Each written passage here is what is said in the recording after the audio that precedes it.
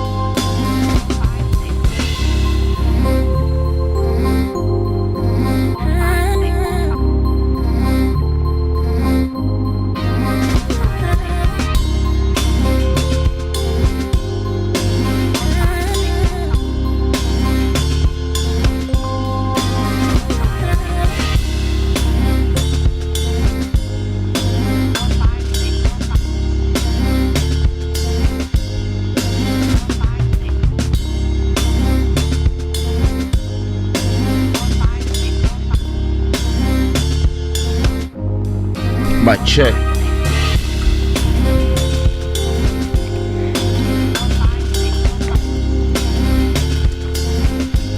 What is this episode? Welcome to Club Shada episode 246. Wow. Look at that. 246. She. I hope everybody is in the best spirits. I hope everybody's doing good. I hope everybody had a great weekend, a great Sunday. I don't even know what I did this weekend, to tell you the truth. This show is brought to you by Shada, Gods of Good Fortune. It is midnight and 46 here in Lisbon, Portugal. Put the flag of where you're listening from and what time it is in your time zone. And I want to acknowledge and say welcome to all the new subscribers, le colonel auteur, Jevon, Miguel, Del Gilles, Gracieuse Luisine, Black Boy. You people find your names. I want to acknowledge our stream royalty, Robert Ford Jr. with a $200 donation to celebrate our 200,000 subscribers on this YouTube channel. Maybe I'm a little hot with this jacket. It's not the winter yet. But it's a nice jacket by Shada. I don't know if you can see the logo. Oh yeah.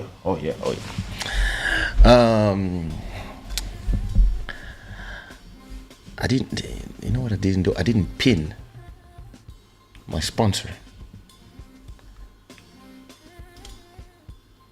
Where's the brought to you by Shada? There you go. Pin message. Boom. So what was I saying? Yeah, I'm hot today. Maybe that was not a good idea. Maybe. Listen, I'm too hot. I'm just gonna remove it. What was I saying? Yeah. Stream royalty, Robert Ford Jr. Thanks again. Thanks to all the sponsors who are supporting this show. You supporting this show with your super chats. $1, $10, $20, $5, $500, however you please. Also, those who support by buying some Club Shada t-shirts in Shada on the Shada store. Or some XRP hats, whatever you feel that would go with you. Or you can get, if you want to spend some big bucks, you can get yourself some faux leather jacket. So today I'm full Shada wear, but I'm going to remove it soon. I just realized that there was a pocket here. Oh, that's cool. Me personally, that's the type of, oh, nice. Personally, that's the type of jacket that I would put a credit card here and forget it forever. And then look for it all around the house and look at this jacket and like maybe search it 10 times before realizing, oh, it's here. So, but yeah, see, I got mask in every jacket. That's how traumatized we all are. So yeah, who do we have tonight? So do we have a slow night? Do we have a heavy night? That's funny about, the number of people watching is that when you have a slow night and then everybody's sleeping, everybody comes back the next day. That's crazy.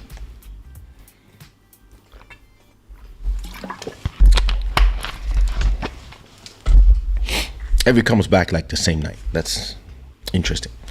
I mean, the day after, because I realized that there's a lot of people who watch the show after. The same way I actually watch a lot of live streams. There's a lot of live stream that I watch after the fact. Once the person is done with the live, sometimes I watch like just an hour after the person is done doing his live because I was jogging or something.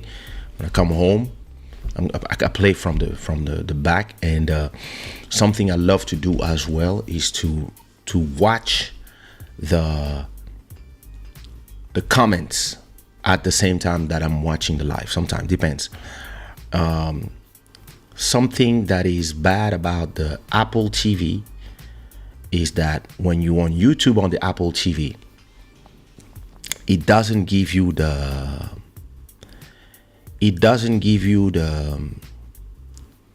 so if you watch a live stream that has already happened on your computer or on your phone, you can also watch the chat replay. So all the chat comments that you are right now, they're also being recorded. So if somebody play back the stream tomorrow, they can see all your comments in real time, right? But when you watch live on the Apple TV, so I love to watch live shows from my living room, from my sofa, or from my bedroom. And usually you can see the chat on the side that is just overlaid. And interestingly,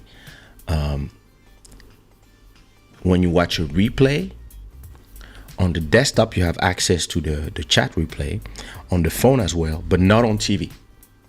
If you watch from your Apple TV, I have to test on the Google TV. I'm not sure because I have a Google TV in the kitchen and in the kids' bedroom,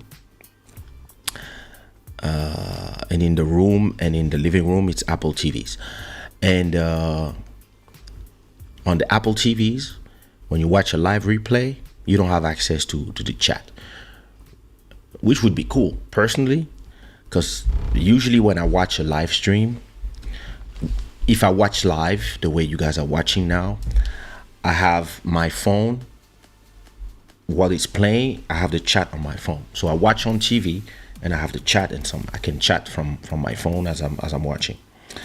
And yeah, it depends. So we'll see. Maybe they will end up making it happen. But anyway, let me stop talking about my Apple TV trouble. Hey, my Sabrina, how are you, beautiful?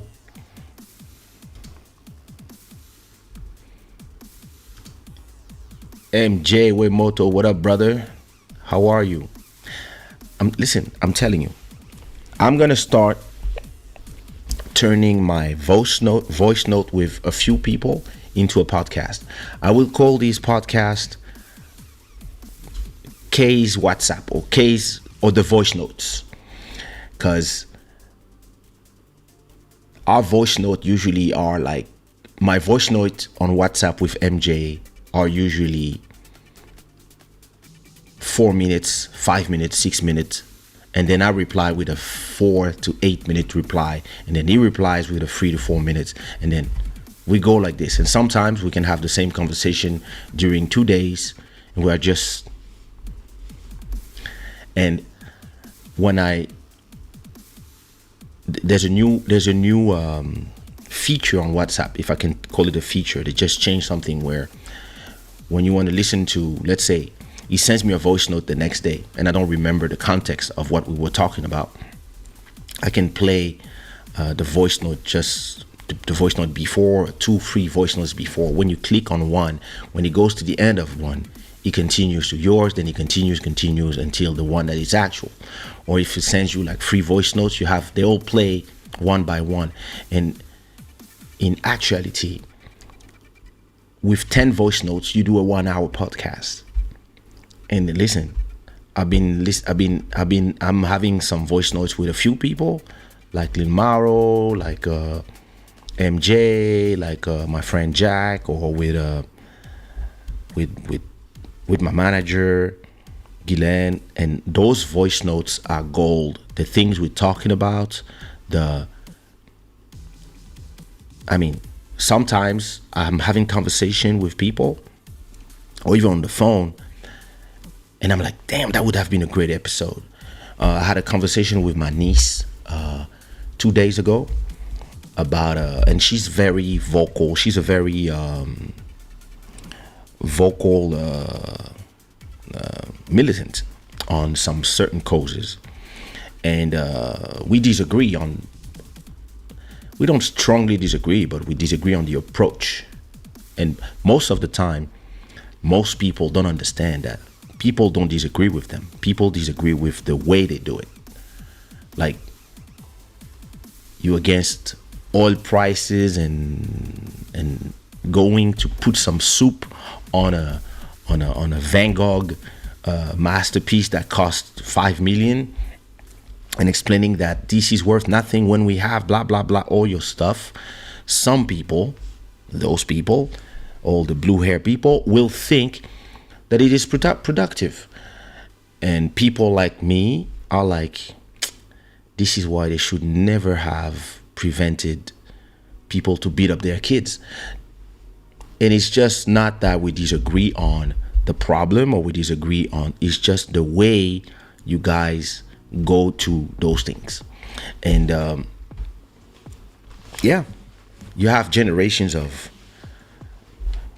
listen, that's not my subject. Anyway, it's just, and when we were having these conversations about the different subjects, when I was giving her simple problems that I was talking about,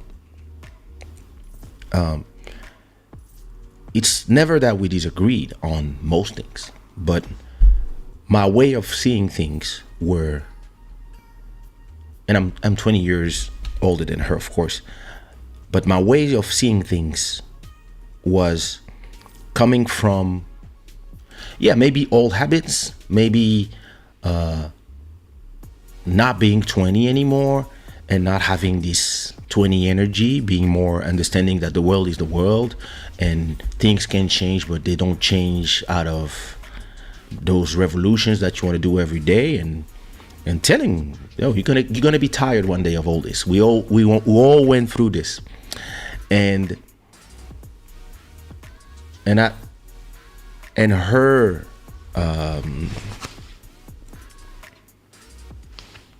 her approach was like, no, you have to deconstruct. You have to deconstruct yourself. Men and women have to deconstruct themselves. And I was like, I want to deconstruct myself. No, you have to learn I don't want to learn nothing. I didn't live 48 years for you to come tell me that all my experience was wrong. Yeah, we always learn, things change, etc. I understand that. But the way you guys want to come to everything is like, listen, nothing is true. Let's go back to everything. Let's rename everything. let's deconstruct everything. All the rules don't matter anymore. It's all about how we feel.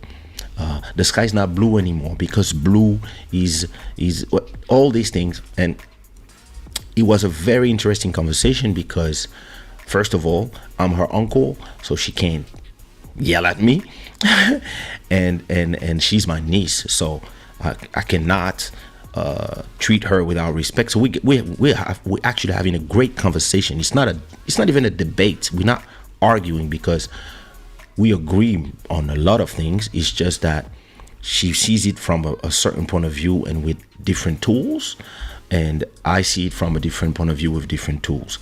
And this is what makes the conversation rich, because we are learning from each other. I'm learning from her point of view, and she's learning from my point of view. And actually, in the end, it's not about who was right. It's about, we had a great conversation. We talked for 3 hours, and at the end of the conversation, I was like, this would have been a great episode of Club Shada. I can't wait to invite you. And listen, my niece is so beautiful. I'm going to invite her, but I'm going to make sure that all the devils like Master Electronic are not here. But yeah.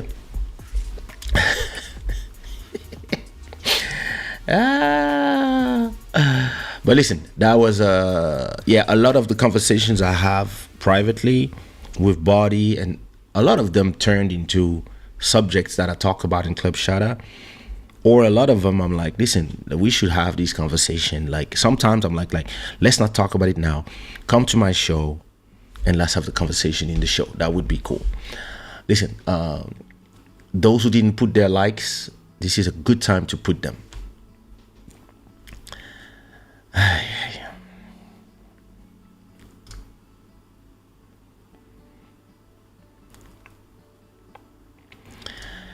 Kendrick Ross. Oh, I know. I'm going to talk about it right now. Listen, that was...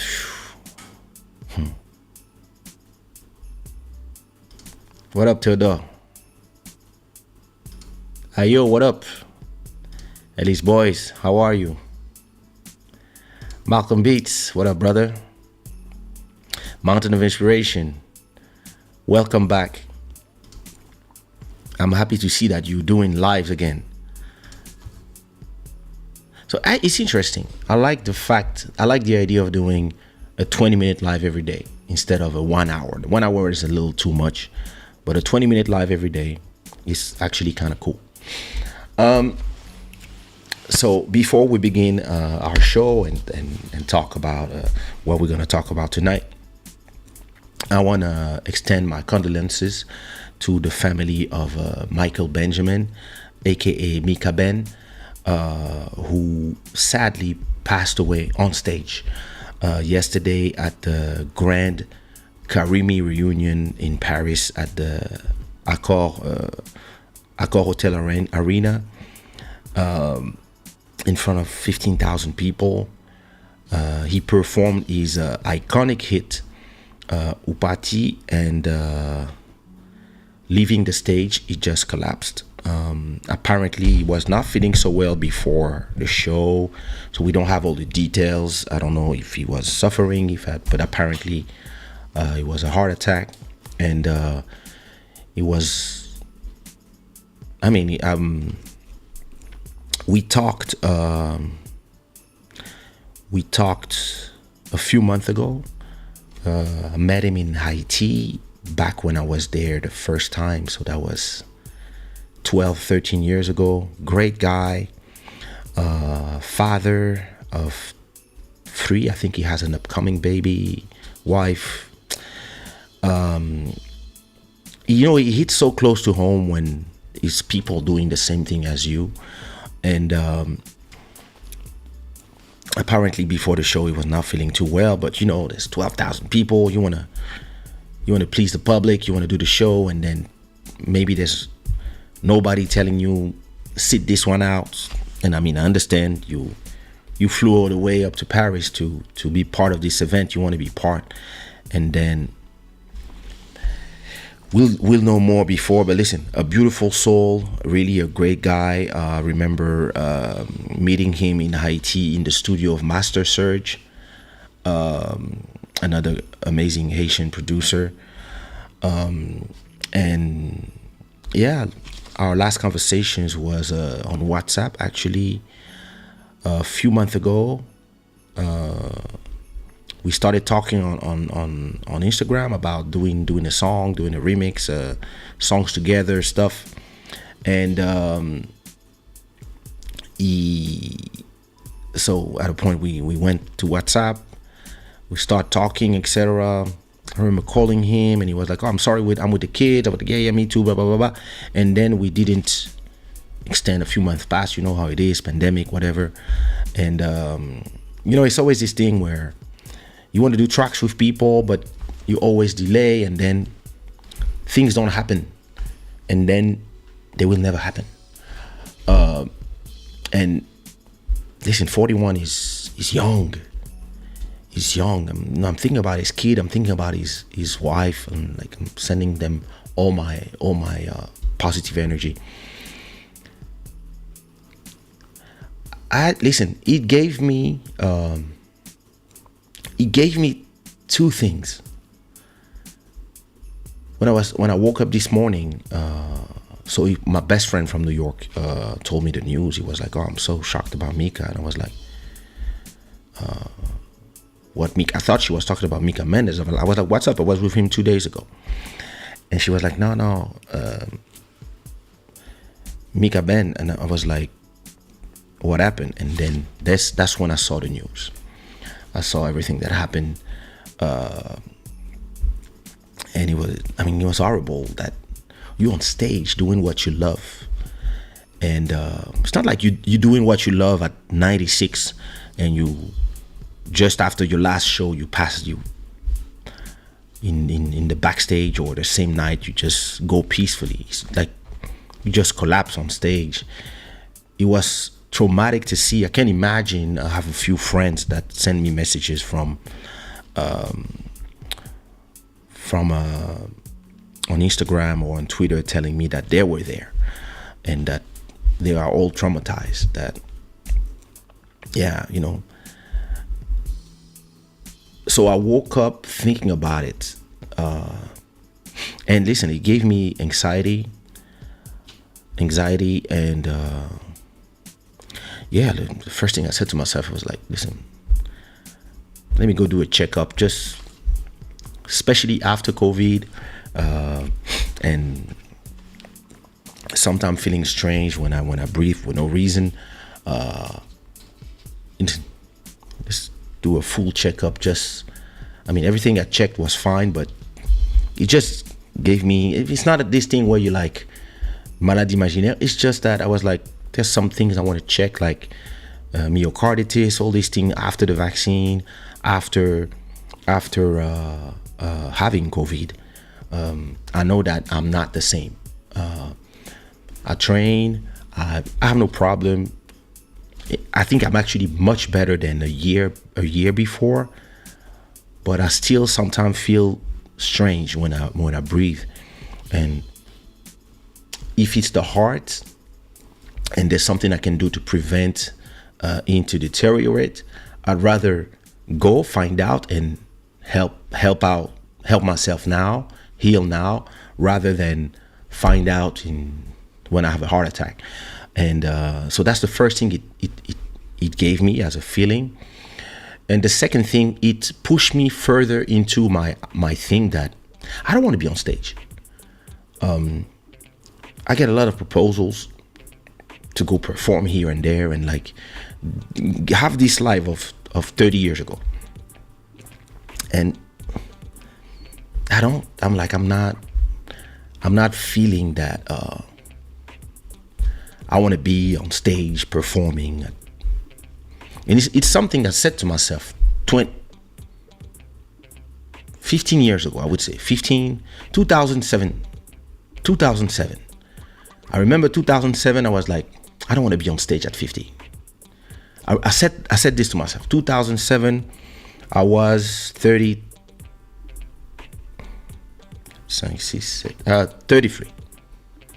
I was 33, celebrated age of Jesus, and I was like, yeah, okay, what's next? That's the thing I was saying to myself. And the more the years passed, I was still very active, performed in a lot of places. When I moved to Portugal, it reduced a lot of my shows because, first of all, economic downturn, then the fact that I was away from France, all these shows that you do in the smaller cities, like sometimes they can afford to pay you your cachet plus the train, but now they have to pay you a plane ticket. A lot of them, they were like, it's too far. So it would be that when I come to Paris, I stay a week, and then in this week I do Friday, Saturday somewhere, and then Friday, Saturday somewhere else. I spend 4 or 5 days in Paris in the meantime, and then back to Portugal. But at a point, the show start going less and less, and then there was the whole pandemic, and I still was doing some shows here and from time to time in other places, Africa, etc. And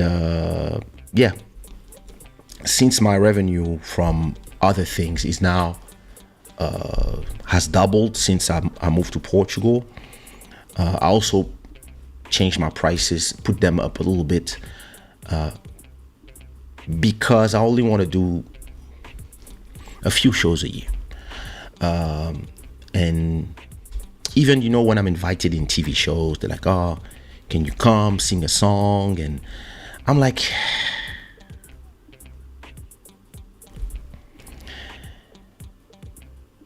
it's not that I don't like it. I'm a great performer. I think I always will be.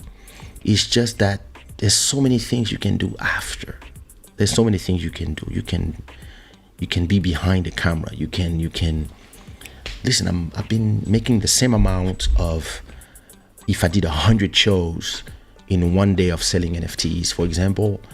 Those things make you think, wait a minute. If I need 100 shows to make that money,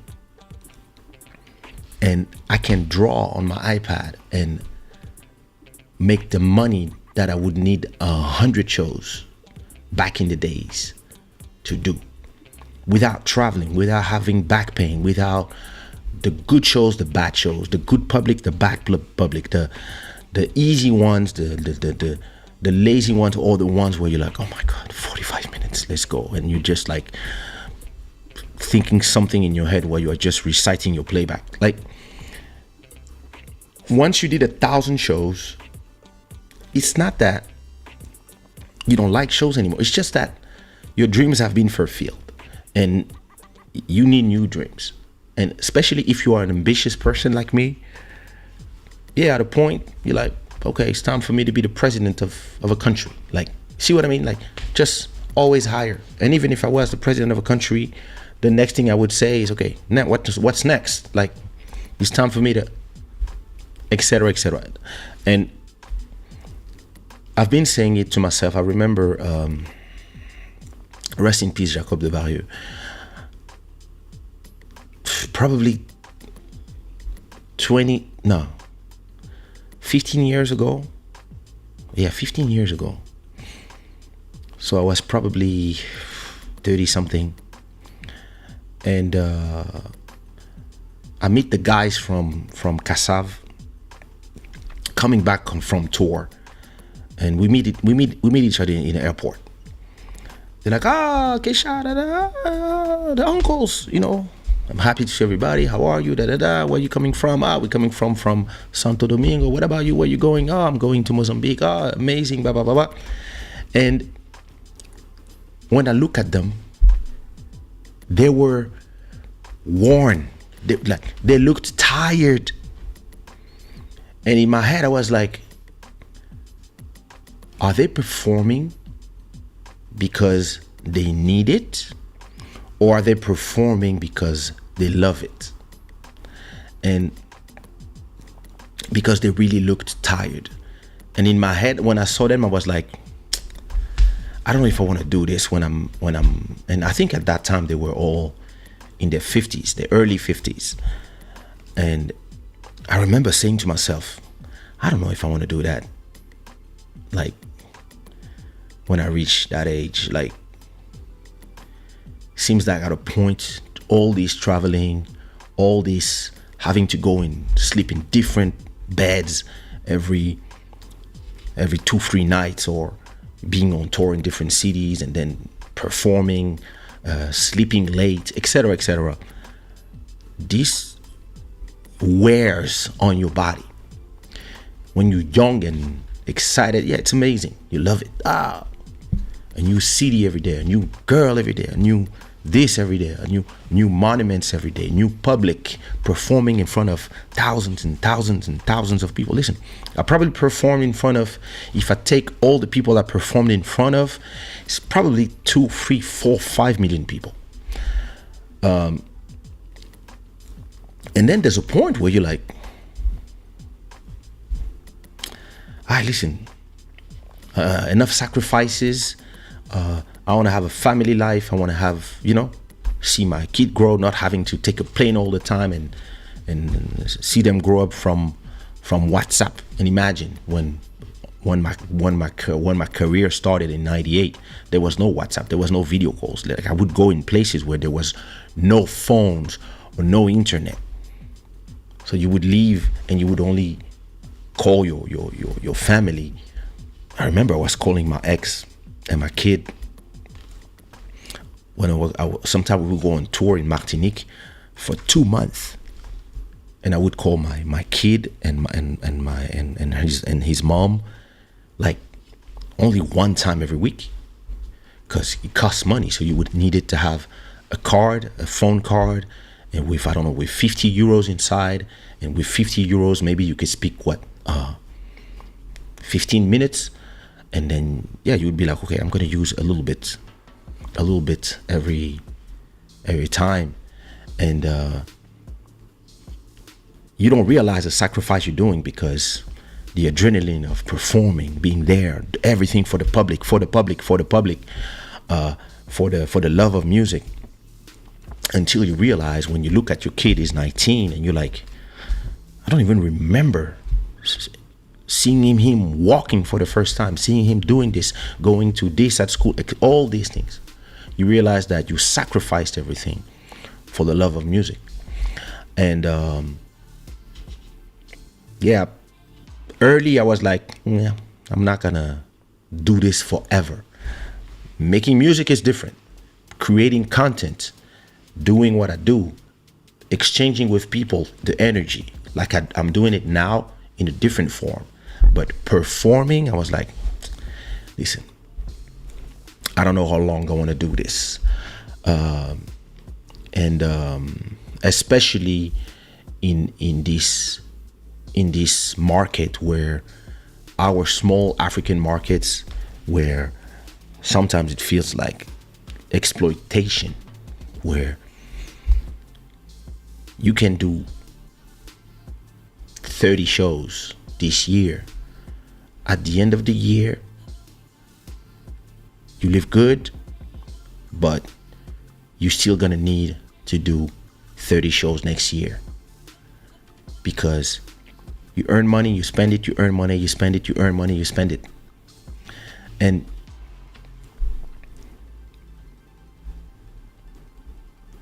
anything downturn in your career, all of a sudden you don't earn money and you realize, damn, I thought I was rich, I'm not.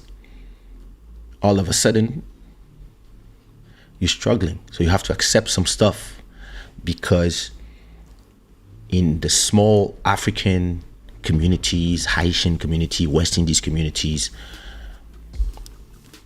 a lot of people don't have the financial education, so they don't invest. And the money you make, it's good to live good, but a lot of us don't have enough to buy their houses, to have a comfortable amount that is stacked somewhere. And so you still have to perform, and you live from performance to performance.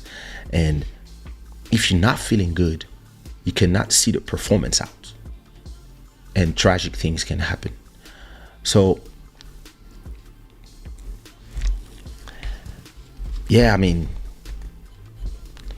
yesterday I was seeing the image, and it was traumatizing. First, because it's somebody that I knew, and also because I was thinking about his family, and I was thinking about my daughter. I was thinking about my wife, and I was like, like when you get married, listen, it's also something I hate about today's society with this unbalance of the position of everybody, where people don't want to take their positions anymore because everybody wants to mix everything up. But call me old-fashioned, but in my man's head of family and provider for my family, the thing that gave me anxiety this morning was like if I was on stage yesterday and I was gone, I would be like, what would happen to my family? Like, what do they like? What about the rent? Do they know? What about the even the investments I did? Like, I have some investment in crypto that would explode in 5 years maybe. If I'm only if I'm a multimillionaire from some investments that I did, or I have or even the revenues that I'm doing, like if my wife have no clue where they come from, how, etc. And the fact that even if I'm not here, normally they're good because my money just comes. But the problem is you have to understand how it comes, right? So, and where are my investment? A different one. I know some friends would know how to tell her and who to contact to make sure that they get the money that they deserve. But at the same time, I'm still in the middle of the creation of what I'm doing next, right? And then you're just gone. And I was like, damn, what would they do? Like, and I was like, yo, that's so sad. Like, because I see not only as a family person, but also as just an ambitious person that is, I wanna buy a certain type of house so that my daughter grows a certain way, and I want to put her in a certain type of school because I can, and because that it costs some money to put her in the school where I want her to be, to have the education that I want her to be, so that I don't do the same mistakes that all our parents in Africa did. And a lot of musicians' parents did the same mistakes, meaning you make a lot of money, but you don't teach. First of all, you don't teach yourself it's not they don't teach yourself. You make a lot of money, but you have no financial education. So all of a sudden you have a lot of money, so you do a lot of shit with that money. And that's the generation of my parents, the one that were lucky to make money. And I can see in even these generations of politicians, a lot of them, if they come from not having money to having money, it just corrupts them. It is the way it is. And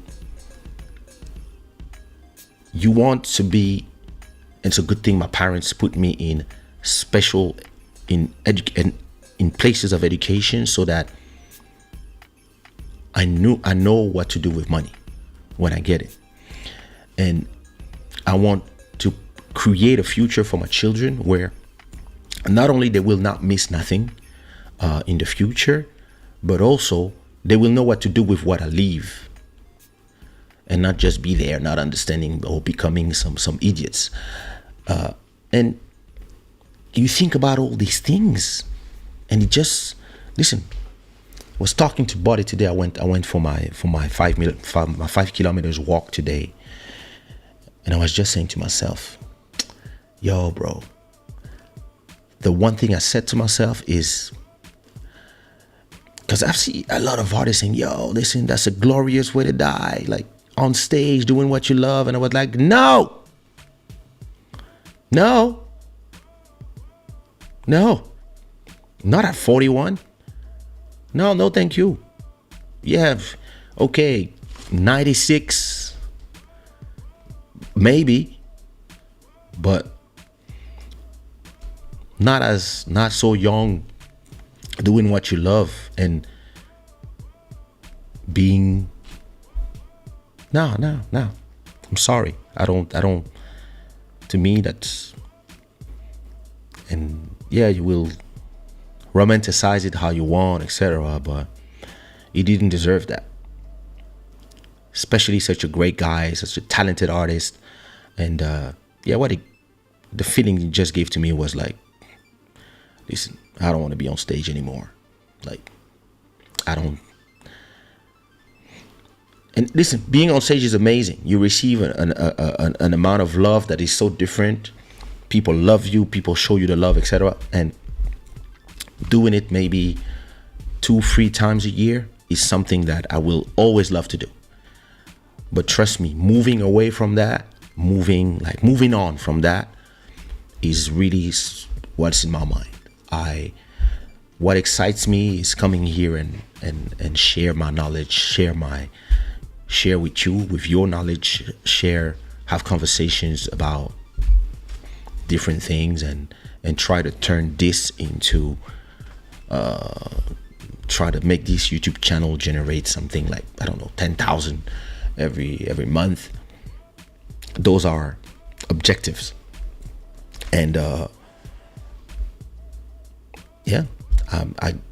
I get invited all the time to do shows. I get invited all the time to even TV shows.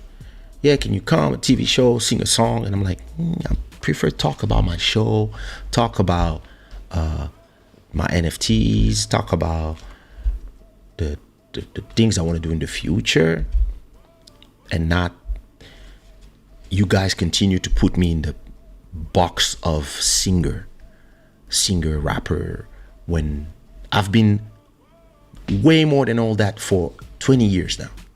But people are just like, on dit quoi? One love. You see what I mean? And even people, when they discover this show, the first thing they do when they knew in the comments is, are you gonna sing something? So yeah, listen, that's how it made me feel. When things like that happen, it really puts you into a self-reflection as an artist and as a family man and somebody who listen, when you are 20 and you performing around the world and you are successful, you actually don't have nothing to lose. And you are somebody that other than your siblings and your parents, you are not somebody that people have to lose, if you see what I mean. Once you are a family man, you married, you have all this, you have something to lose, and you have people that have something to lose in the person of you. And you see that person collapsing on stage, and you see yourself, and you're like, this could be any one of us. And the last time I had that feeling was when there was the terror attacks on the Bataclan in Paris, because I saw myself on that stage. I've been on that stage 100 times performing, and I was like, yo, this could have been us performing with our public, and people starting shooting the place up, killing everybody in the public, plus you having to try to run away in the backstage and trying to find a way, and not knowing if you would make it out alive. And when the terror attacks happened, I played the movie in my head so many times of what would have I done? Like, run away from where? Because the exit is this way. Then you have out there, you have some exit, but I think people could not exit. So you can go up there, you can go in the backstage, but there's a point like you feel trapped because you don't know what's gonna happen. You don't know when, but all these things. And when these happen, I remember I was like replaying in my head me on stage and this happening, because then it's real. And yeah, seeing Mika Ben yesterday collapse, I was like, yo, this could be any one of us performers who, yeah, sometimes you just push the envelope for the show because of excitation, because the energy you receive is so much. So, and I was like, yo. So listen, rest in peace, Mika Ben. You will be missed. Thank you for your contribution to music. A lot of prayers for your parents, your children, your wife, and all the artistic community from Haiti and from elsewhere. Bless.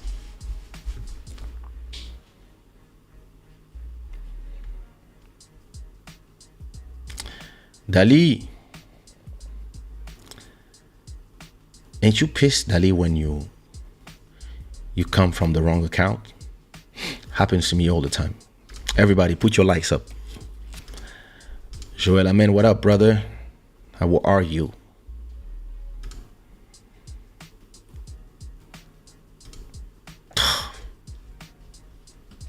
That's a nightmare too. This as where is horrible. Jean C, what up?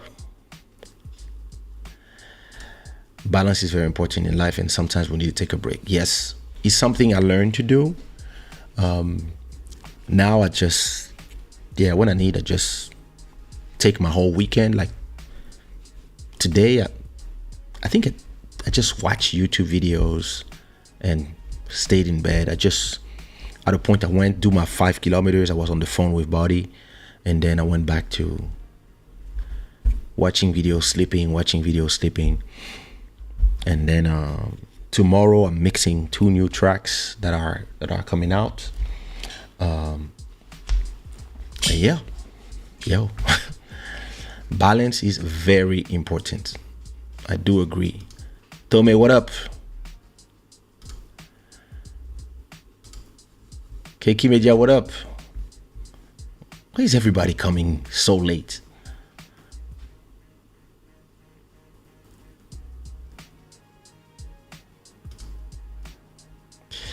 Yeah, it's coming. At certain age, working must be an accessory, not a burden. Therefore, it's important for everyone to understand about how to make money working for yourself, for you, instead of working for money.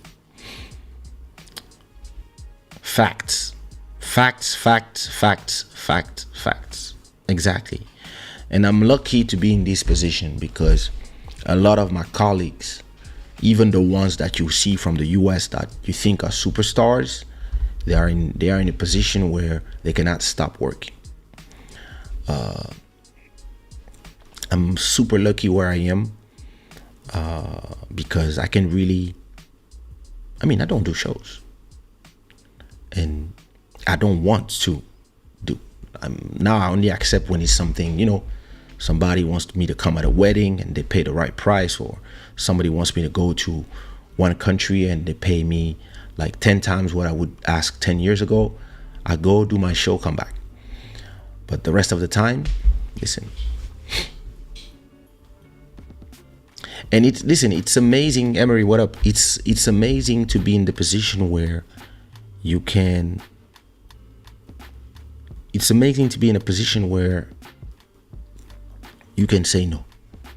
That's the best position ever. No, what you doing here? Hey, China. Listen, for those who don't know China Moses, she's one of the best singer ever. Not only amazing jazz singer, R&B singer, she's a superstar, MTV presenter, and listen, we've known each other since I think she was 15. Something like that. We've known each other for a long time. Something like 30 years. And listen, like a lot of us artists, we don't have those. All we see and all people are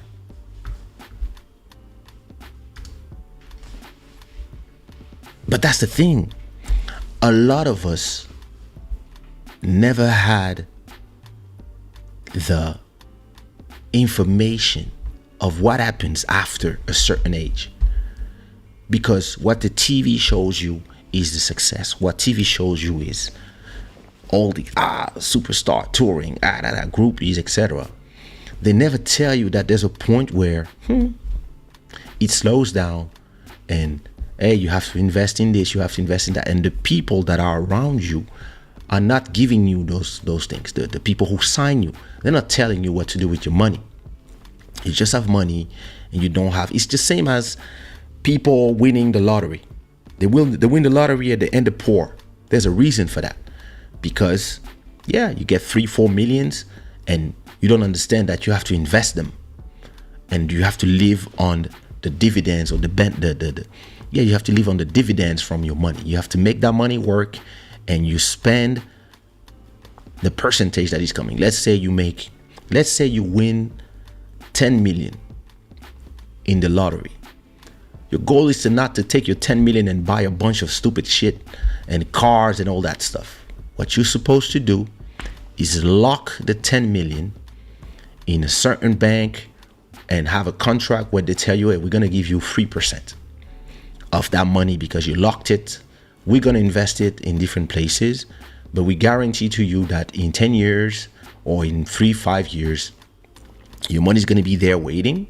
But in the meantime, we're gonna give you like 3% of that money. So if you make 10 million, I love to do those calculations. If you make 10 million divided by 100 multiplied by 3, that's 300,000. And 300,000 divided by 12, that's 25,000 every month that the place will give you. Okay, now you have 25,000 to live every month. That's it. With that money, you can have money to get a house. You can even rent a place or buy whatever you want. You have 25. So divided by 30, it means that you make 800 every day. But most people, if they make 10 million, they'll go buy a boat and a Mercedes and a this and a that and then they will only fly first class with 10 people, and they will have a lot of yes men telling them, they will go to the club and buy bottles and just pretend that they just want to impress people they don't like. And then you're like, how come I only have 200,000 left? I had 10 million. Well, you bought this. See what I mean? And listen, first thing I did was buy my masters back, then create a bunch of masters, and now I have money generating assets. And this changed my life because, in the contrary to a lot of people, I have the choice to not go perform. It's a choice, but there's been 20 years of hard work to arrive here. And most people who are young today, they do the same mistake as everybody. But it's normal. It's not an easy game. And people are not here to tell you what to do. They're not going to tell you, hey, invest in yourself or buy yourself a studio so that next time the label, instead of paying you the studio to go perform, they will imagine that back in the days, right? Back in the days when I was doing my first album, a lockout session for Plus 30 Studio, I think was, I don't remember, in euros, I'm not sure. Let's say 3,000 per day. Some people would spend 2 months in the studio. So imagine 3,000 per day multiplied by, in a whole month, that's 90,000. In 2 months, that's 180,000 just to record and mix, right? Then after that, you have to print the CDs, etc., etc. Your album comes out, you don't understand, you sell 100,000, you still don't make money. Why? Because they are recuperating all the money that they spent on you. Imagine if, with the money of your first album, when they give you the money, you build your own studio. Now you can charge the label to record in your studio. And you tell them, hey, two choices. Either, okay, I'm gonna make you, it's gonna be $1,000 per day instead of 3,000. And you're gonna pay me to record my album that you are paying in my studio. I'm gonna be in the studio for two months. That's 60 days. That's 60,000. Thank you. They're gonna pay you that money for you to record the album. You're gonna give them the album, then they're gonna give you royalties on the album. Or you can tell them, hey, since I'm recording in my studio, instead of paying me my studio, instead of giving me 10%, you're gonna give me 30% on the revenue. Because now you have the leverage. That's why a lot of people, they're gonna give you all the shine for you to stay a slave. It is what it is. Anyway, it's not a music. It's not about business today. But listen, the goal is to not find yourself in the position where you are 50 and you don't have a choice to go perform. And you know, when you think about it, organizing a party doesn't cost that much money. So you can go find clubs and organize your shows yourself and promote your shows just like the people who hire you do. You just cut that middleman, you do your party, and you do 50-50 with the show, with the club owner. You pay your ticket to go, or your train ticket to go to that place. And when you go, you bring somebody to check the money with that person.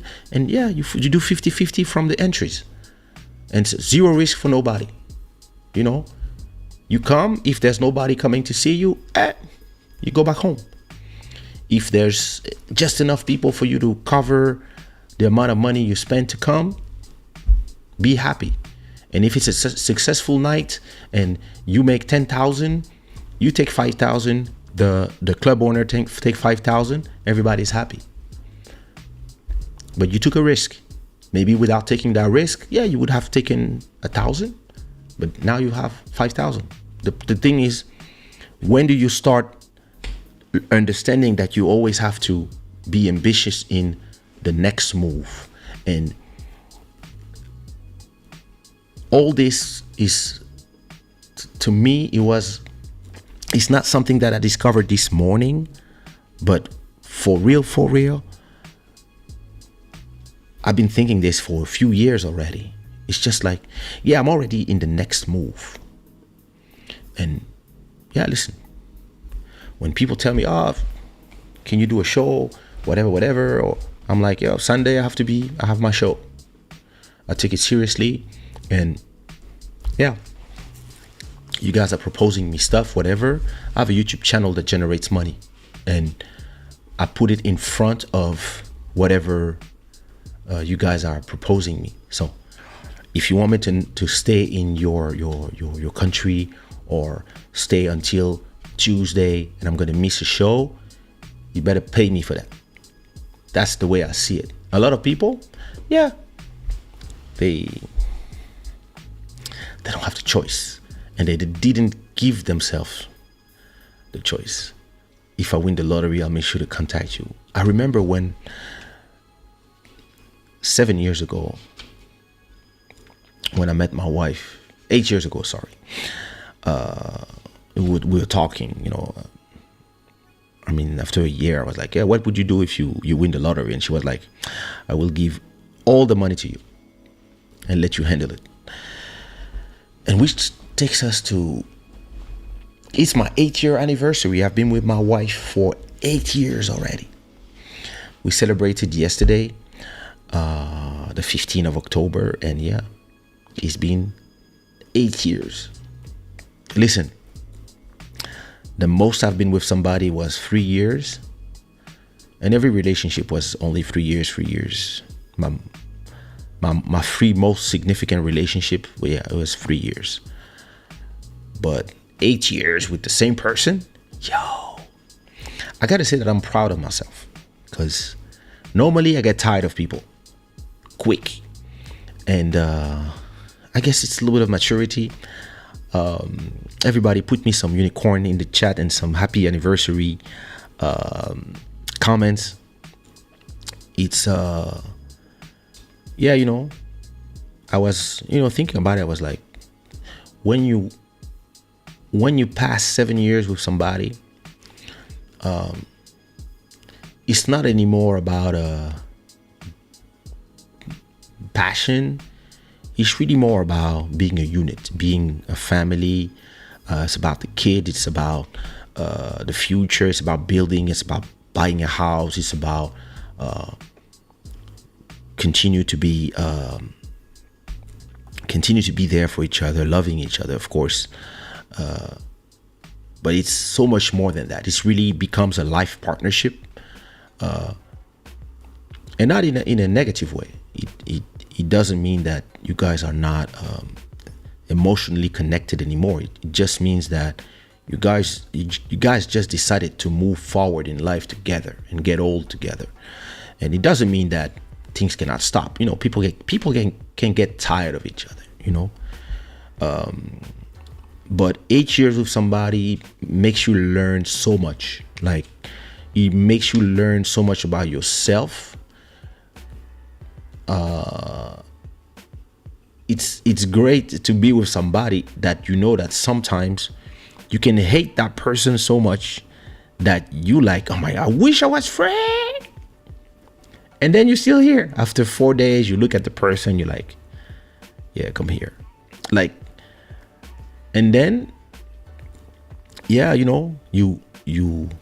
I was looking at old photos of us. Well, I have them. Where's my gallery? I was looking at old photos from us, and I was like, I remember that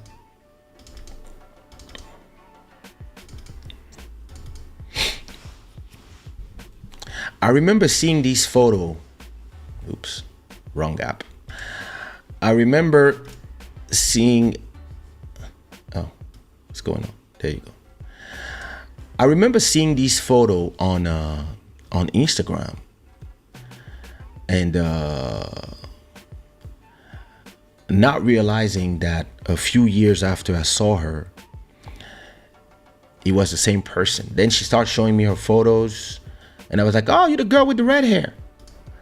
And she was like, "Oh, you know my photos?" Like, yeah, I know your photos. So I remember, okay, that's the first time that she stayed in my house. And I remember that we went to the restaurants a few times, and then she was like, don't you want to go like get groceries? And she was like, so she went to the groceries and she decided to cook for me. And she was like, so she was wearing one of my t-shirts, and she cooked for me that day. And I remember sending these photos to a friend of mine, and he was like, "Oh, she's the one." I was like, "Nah, I'm gonna be single for a long time. She's just one out of many." And she was like, "Bro," and yeah, look, got married. And I remember after this day, I took her to the shopping center near the house, and I bought her a toothbrush and some stuff to wear, and she stayed maybe a week, and then I traveled. She went back home. Then when I came back, she came back. She stayed for another 10 days with me, but then she left. And then one day I was like, "Oh, you don't need to leave. Like, I'll be here back." I had a show somewhere. I was like, "I'll be back in 2 days." And then yeah, after that,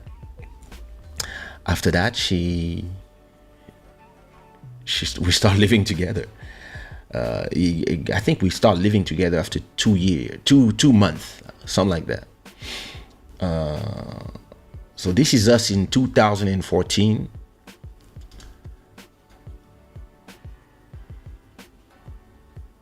Very young. And the first time I took her somewhere, I think the first time she ever traveled, actually. The first time she ever traveled with somebody, I think it was Paris. I think we celebrated Christmas, and then I introduced her to my mom in Paris. That was this moment. And then the first time we traveled together, we went to Thailand.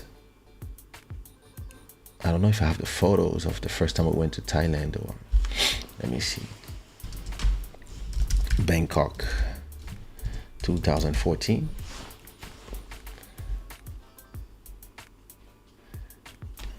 Yeah, wait, is this the one?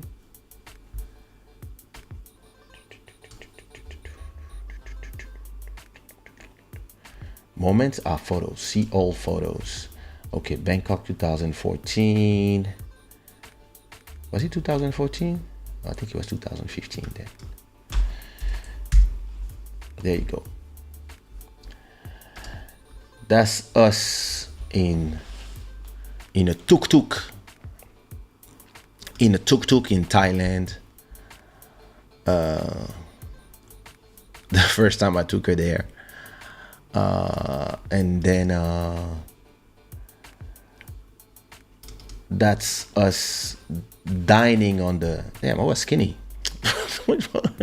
Hey, that's us dining on the top of the 65th floor of our hotel. That was crazy. That's her discovering the shopping centers, the crazy shopping centers of Bangkok. I think she never saw so much clothing for so cheap. She didn't know what to buy. And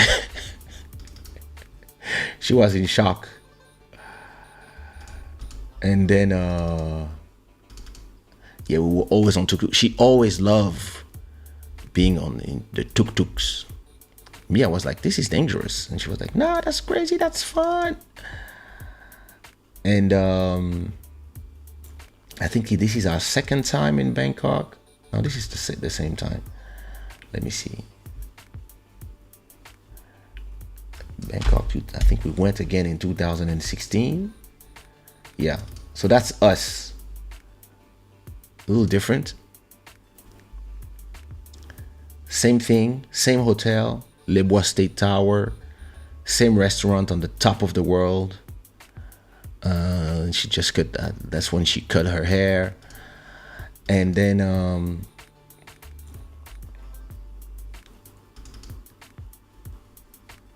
let me see. I don't know how many times we went to Thailand. 3 times maybe. I think this is the same time. Yeah. That's in Koh Samui, our favorite island. Yeah, we love Koh Samui. I was telling her we have to go back to Thailand. Like, since we had a kid, we travel a little less together, but now that the kid is bigger, we're gonna stop going more. And fast forward. Listen. That was us in 2000 and that's 2019. I think we had the kid already. Yep. That's us in 2019. Older, richer. Even her, like, grayer for me and looking way more like a woman. That's the day I introduced her to my kids. So that's old. That's like 2014. Like, I was like, okay, that was the first Christmas I introduced her to the kids. So that's my son and his little sister. And I introduced her not only to my son, but I also introduced her to the rest of the family, which is the mother of my son, her parents, everybody.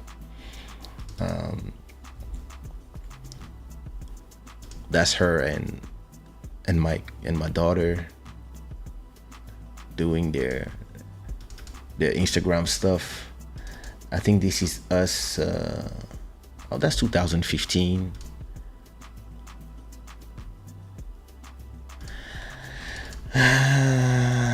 And fast forward to, let me see. Do I have videos of us today?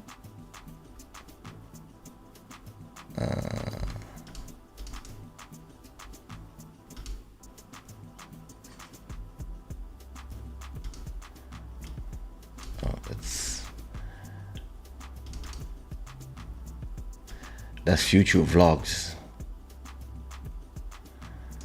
That's a future vlog, but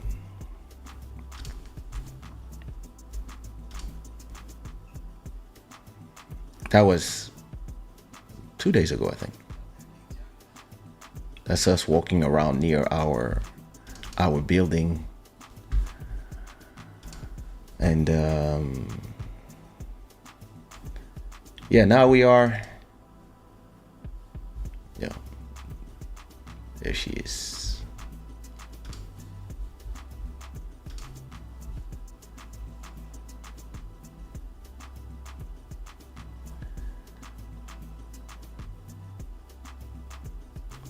This is us just in front of the house that we live here. So we've been, actually that's the first place I took her to eat. That's that place. And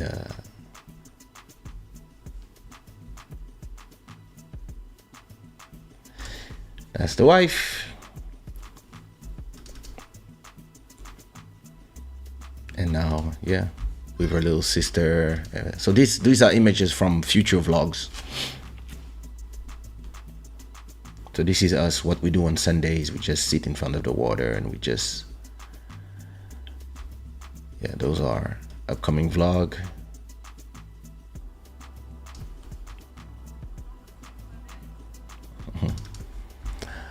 So yeah, and of course, you all know that. When was it?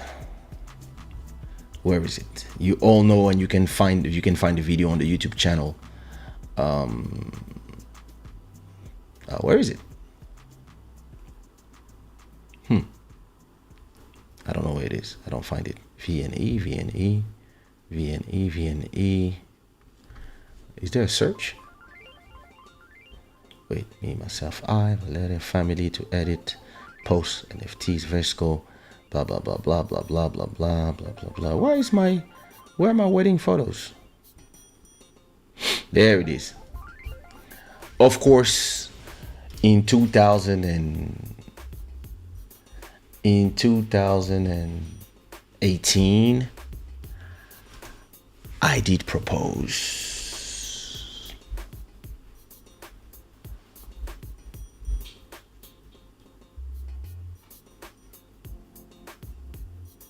I forgot everything I wanted to say that day because I was just crying. And after that, yeah, it was wedding day. How do I put it full screen? There you go. Oh no, it didn't work.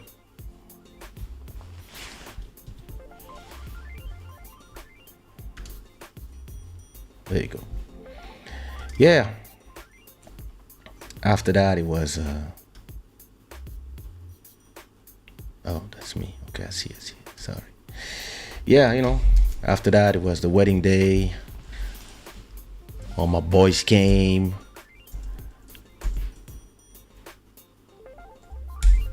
My people. Buddy was here. My brothers. My cousin.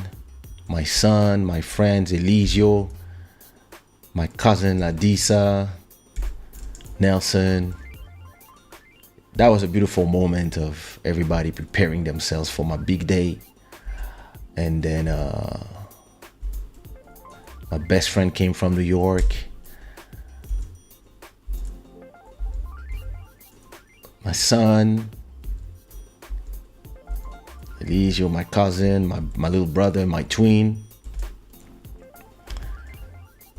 My wife's brother, Guillaume, my dad,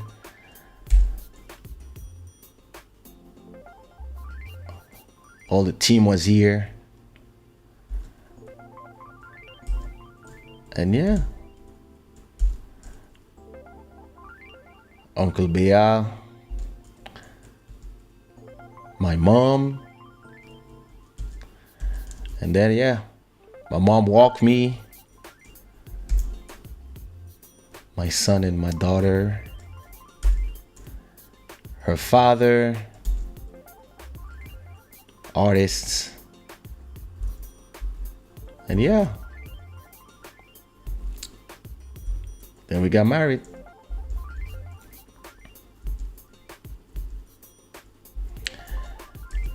Buddy, of course, he's my how you call, he's my wedding how you call this, parrain de mariage. A lot of politicians in attendance, and yeah, her mom. Where is her mom? That's her mom. So, you know, Guinea-Bissau, Russia, Congo, Portugal. And yeah. Then we got married.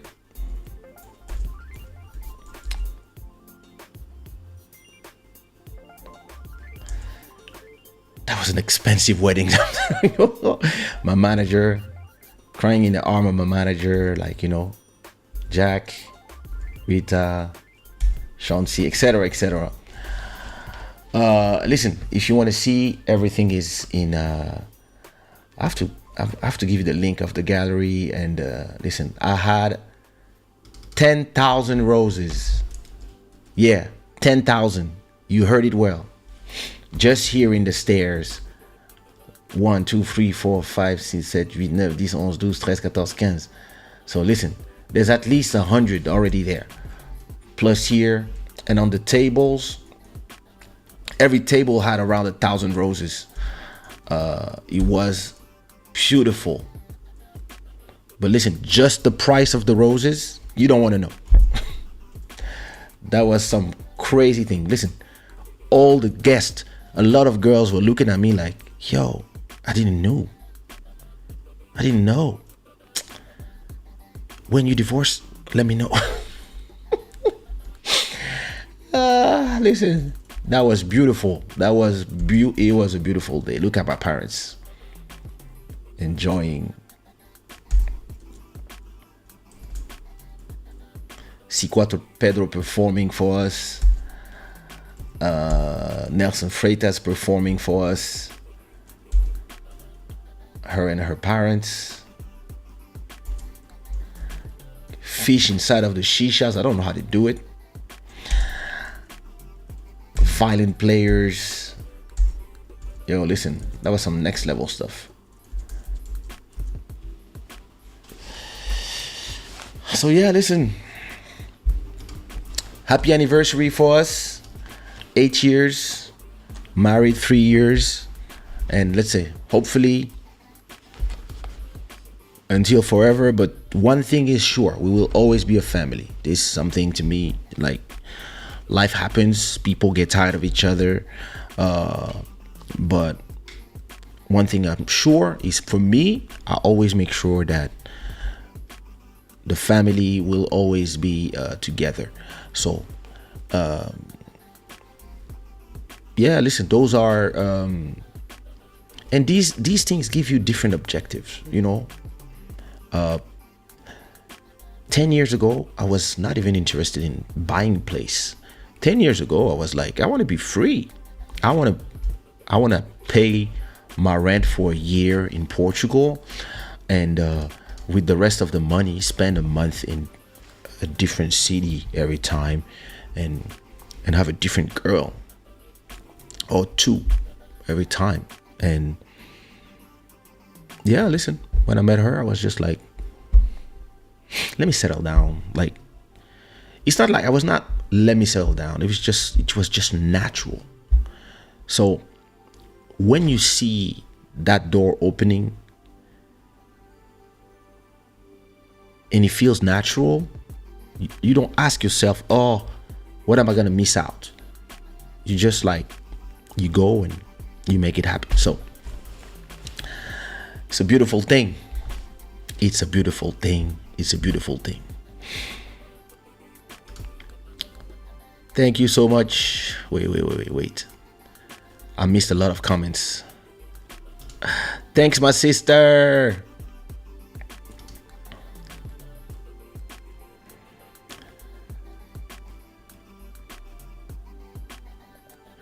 Oh, wait.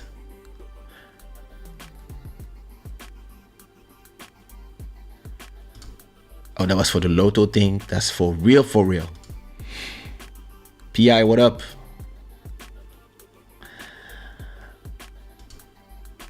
Only 1 month. Congrats. Thank you so much, China. I wonder China knew how many of my girlfriends. So you knew Malila.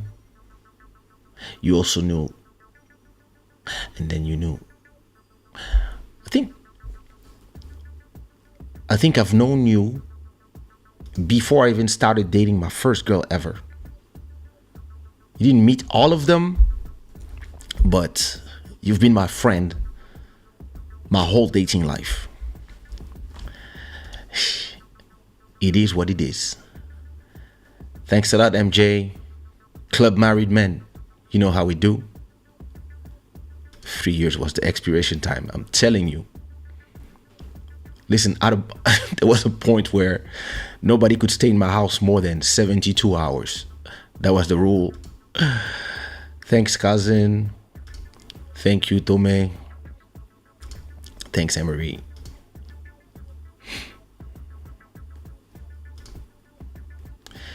It is a lifetime contract. Indeed.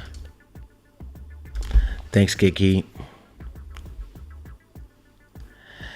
8 years together means you have made a conscious choice to build together. You'll hate them sometimes, but that's only temporary. Listen, when you hate them, you're like, what am I doing here?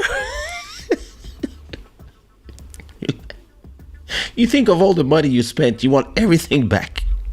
And then when the hate leaves your body, you're like, yeah, just go normal.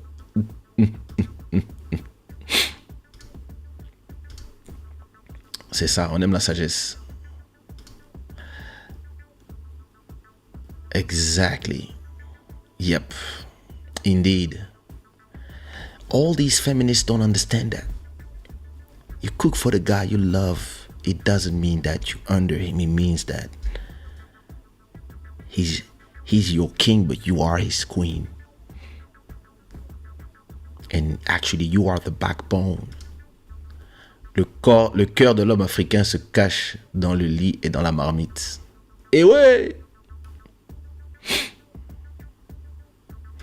Une femme qui ne porte pas ta chemise, il faut se poser des questions.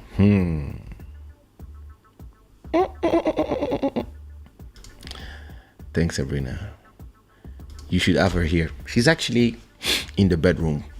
They have a cinema session tonight. So it's her sister, my daughter, and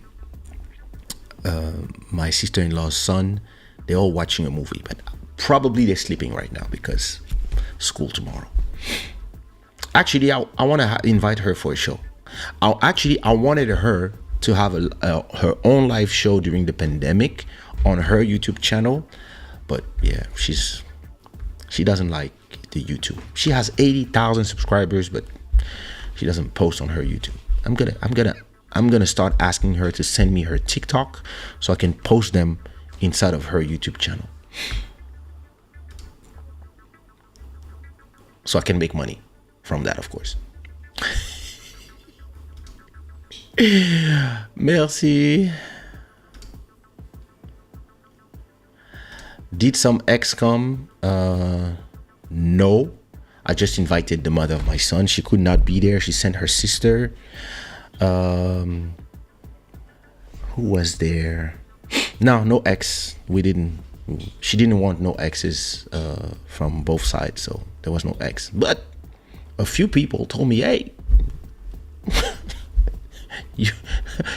I was like, nah, leave me alone. A few people look me differently because of the 10,000 roses, the whole thing. Listen, that was a wedding that cost 100,000 euros. So a lot of women were like, damn, I didn't know she married a prince. And you know, when you see like politician security, they were like, oh wait, oh damn. So some girls look at me strange after. I think one of my ex had one of her friends there. I think the girl I was before, she had a friend there. She was like, oh, I'm team, but this is so beautiful. I was like, there you go. But no, there was no. It was magnificent, tell me. That was a great wedding. Yeah, fish inside of a shisha. I don't know if the animal lovers love it, but I didn't even see that. We were so tired and for our guests that, yeah. Anyway, enough with my thing. Let's go to the last leg of the show, because as I always tell you, I'm trying to not pass the 3-hour mark. I want to talk to you. What changed you after marriage? Nothing.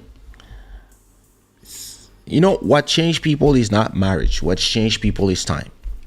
With time, the person you meet when they are X and the person that is X plus 10 is not the same person, because experience happened, life happened, being together, seeing each other every day for 8 years changes just the relationship. And if you have enough experience, you understand that this is something that is normal. If you don't have the experience, then you're going to start looking for that passion, that spark that is just here in the beginning. And you have to understand that it has to turn into something else. A lot of people, they're looking for that intensity, and they think that you have to have this intensity forever, when in reality it's just humanly impossible. As long as you understand that, you can go with somebody a long time. The problem with a lot of the people is that, yeah, they believe that love is this thing where you have to cry every day and etc. When it's not. You start with something that you feel, and then it becomes a choice. And then of course, from time to time you're gonna have these spikes of extreme love, extreme hate, etc., or disagreement and agreements and laughters, and other times you're gonna feel like you are roommates. It's part of the whole concept. The good thing with me personally is that I've lived with somebody before, 2 people before, and I had a few relationships before. So and more experience because I'm older than her. So I can say that I'm more prepared to the different phases of a relationship. And yeah, I just steer the ship the right way, hopefully. The grandmother of my first girlfriend told me something I would never forget. Married couples, first they love each other, and as they grow old, they put up each other's BS. That's true. That's true. That is true. Listen, at a point, yeah, listen, and COVID did that. The pandemic, when everybody was on quarantine and they were forced to live together, that's when everybody discovered who they were with. Trust me. By the way, did you do a traditional wedding? Did you pay the dowry? I hope we don't owe them anything now. We don't. Don't worry, we're good. All right. Let's talk about the Mea Culpa thing. It's not about my Mea Culpa. It's about the whole... Listen, there was some interesting things about...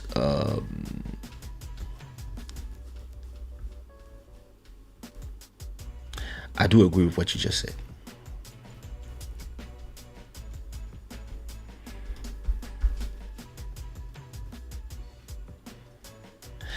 I'm not the same. I'm very different from before. But of course, yeah, it's the same person, but a lot of things change. You see what I mean? So of course, yeah, I do agree with you, and at the same time, see what I mean? Marriage is like finding a career you love. You don't get it high every time from it, but you find consistency and a way to rediscover the magic over and over. Listen, I think I will do a Club Shada special married men and have like MJ, Mountain, Joel come and, you know.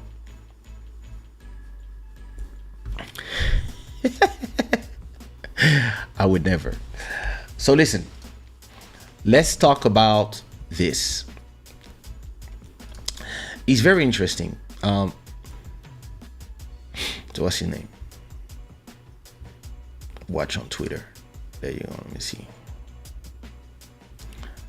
Okay, let me make sure that I have let me make sure I have the sound of Chrome on for you guys and for me too. Do I have it? Yeah, I have it. Oh yeah, perfect. All right.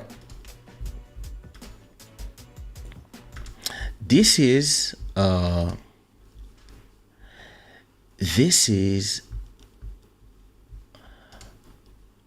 what's his name?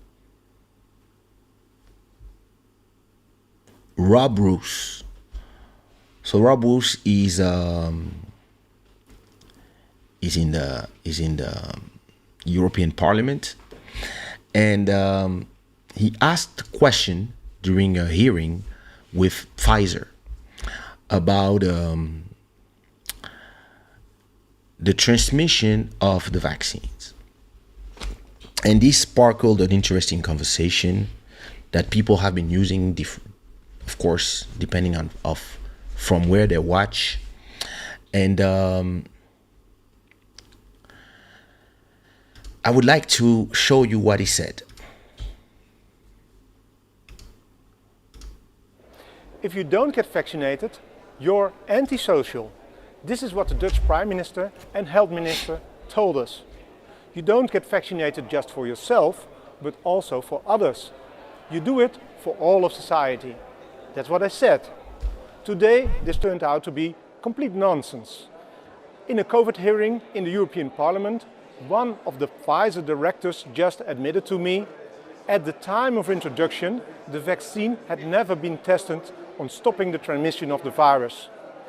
This removes the entire legal basis for the COVID passport.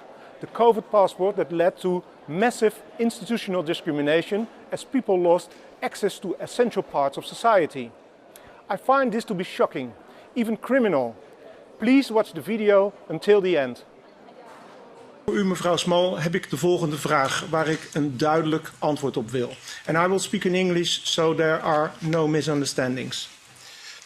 Was the Pfizer COVID vaccine tested on stopping the transmission of the virus before it entered the market? If not, please say it clearly. If yes, are you willing to share the data with this committee? And I really want a straight answer, yes or no, and I'm looking forward to it. Thank you very much. Regarding the question around, did we know about stopping immunisation before it's entered the market? No. We had to really move at the speed of science to really understand what is taking place in the market. This is scandalous. Millions of people worldwide felt forced to get vaccinated because of the myth that you do it for others. Now this turned out to be a cheap lie. This should be exposed. Please share this video. All right. So, now, after that, let's read, of course, this created worldwide, let's read the fact checking from Reuters. And then I will give some opinions about that. Fact check: preventing transmission never required for COVID vaccine. Initial approval: Pfizer did reduce transmission of early variants. Social media users are circulating a video clip of a testimony of a Pfizer executive who is said to admit that the company and its partner BioNTech did not test whether their COVID vaccine reduced virus transmission prior to rolling it out, which is something the companies were not required to do for initial regulatory approval, nor did they claim to have done. To get emergency approval, companies needed to show that the vaccines were safe and prevented vaccinated people from getting ill. They did not have to show the vaccine would also prevent people from spreading the virus to others.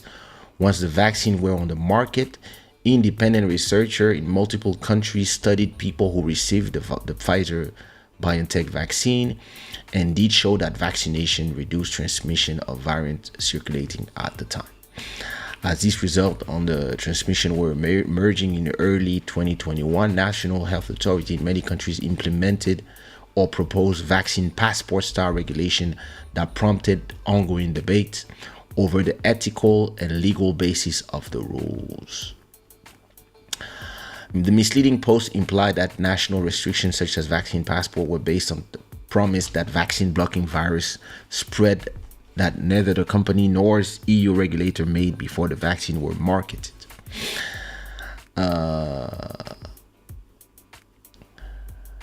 In a recent tweet shared more than 10,000 times, one user wrote, Pfizer director admits vaccine wasn't tested for transmissibility. It wasn't intended to prevent transmission. Politicians and MSM spread misinformation. Vaccine mandate passport were immoral and unscientific and should have been illegal. Other posts containing portions of Pfizer executive testimony with similar claims can be seen here, whatever, blah, blah, blah, blah, blah.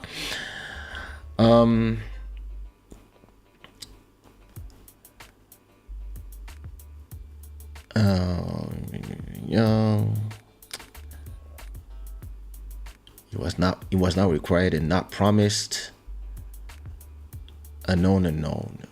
As clinical trial data on vaccine efficacy against the main endpoints, symptomatic and severe disease, began to be released in November 2020, researchers and regulators made clear in public statement that the vaccine effect on virus transmission remained unknown.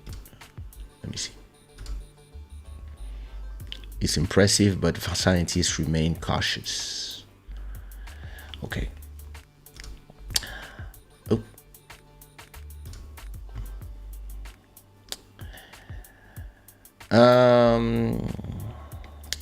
In a summary of its vaccine assessment published on December 21st, 2020, the EMS states the impact of vaccination with core community on the spread of the SARS-CoV virus in the community is not yet known. It is not yet known how much vaccinated people may still be able to carry and spread the virus. Okay, and then after, vaccine did reduce transmission of more or less 70, how much percent?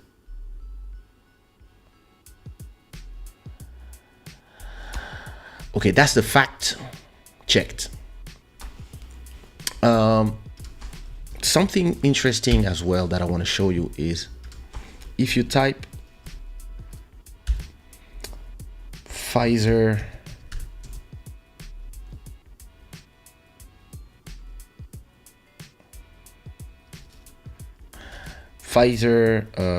transmission from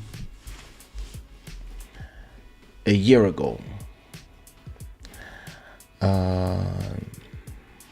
Okay, let me see.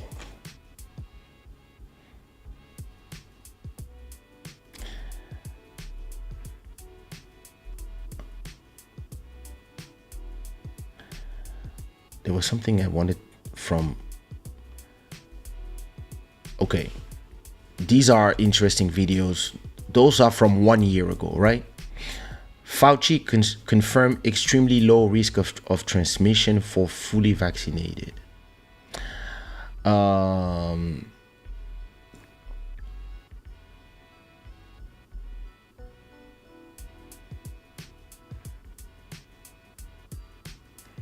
So this has created a whole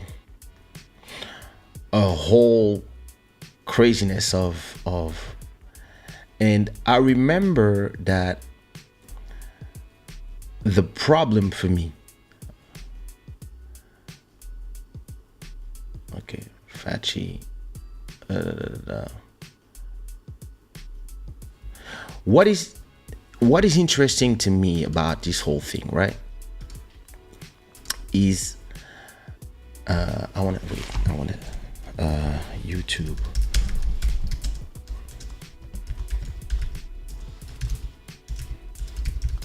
Just want to look at something if I can find it.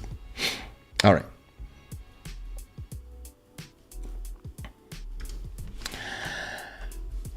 I want to read you something else. This is the rules from YouTube misinformation policies, right? COVID-19 medical information policy. And I think this is also interesting. It says here, COVID-19 medical misinformation policy, which means that if you are a YouTube creator, these policies are the stuff that YouTube says that you cannot post. So YouTube doesn't allow content about COVID-19 that poses serious risk of egregious harm. YouTube doesn't allow content that spreads medical misinformation that contradicts local health authority or the World Health Organization medical information about COVID-19. This is limited to content that contradicts WHO and local health authority guidance on treatment, prevention, diagnosis, transmission, the existence of COVID-19. Okay. Now, transmission, where is transmission? Example. These are examples of content that is not allowed on YouTube. Deny that COVID exists, claim that people didn't have died from COVID, claim that the vaccine, etc., etc. Let me see where, if I find transmission.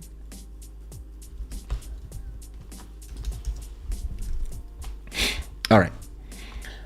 Transmission misinformation, content that promotes transmission information that contradict local health, content that claim that COVID is not contagious, content that claim that COVID cannot spread in certain climates and geographies, content that claim that any group of individual has immunity to the virus cannot transmit the virus. And the problem here for me, and I understand, listen, politicians will try to use all the information that they have to try to, in their advantage. But there's a real debate here that we had and that needs to be had, right? About why is your comment not here? I don't see it on YouTube. That video was straight up fake news and alarmist. It shows the lack of understanding of what the vaccine was meant to do. You know, something that I find interesting here is that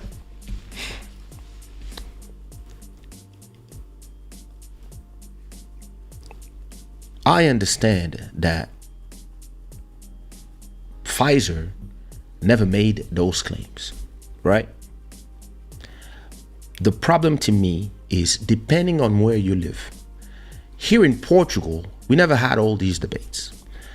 But I remember, I'm watching a lot of French TV, of course, but I believe that out there in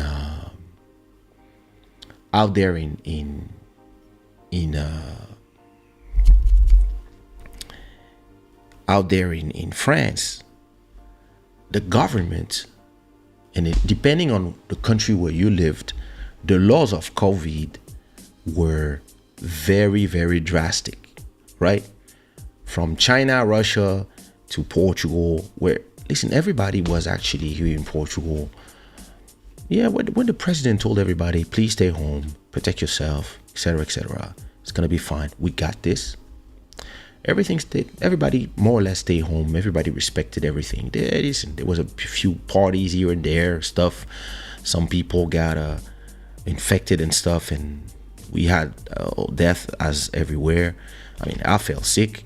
I'm double vaccinated, triple. I mean, if you count the fact that I was sick, I guess I got my 3 doses. The problem here that this person is, in my opinion, showing is that there's a lot of people that, and I don't believe that who's at fault here are the governments. I believe that, sorry, take back what I said. I don't believe that who's at fault here are the people at Pfizer.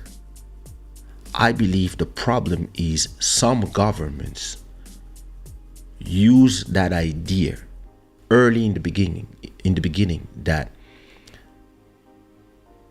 people who were vaccinated would not transmit to other people. And it feels that from what they said in France and in a lot of countries to impose the passport, the QR code thing, and the people who work at hospital, and they told everybody, if you want to keep your job as a public servant, you had to get vaccinated or lose your job. And a lot of people went and got vaccinated because of that, and a lot of people as well got vaccinated because they wanted to be able to go to a restaurant. So a lot of people started having their QR codes, etc., and there's this idea or this, I mean, people can start asking themselves, if once you paid so much money, and people are still trying to know what are the conversation between the head of the European Union, Jancy. Listen, you see, MJ,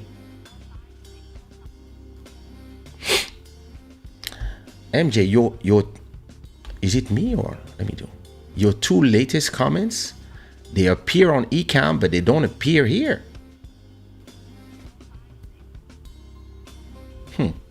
Interesting.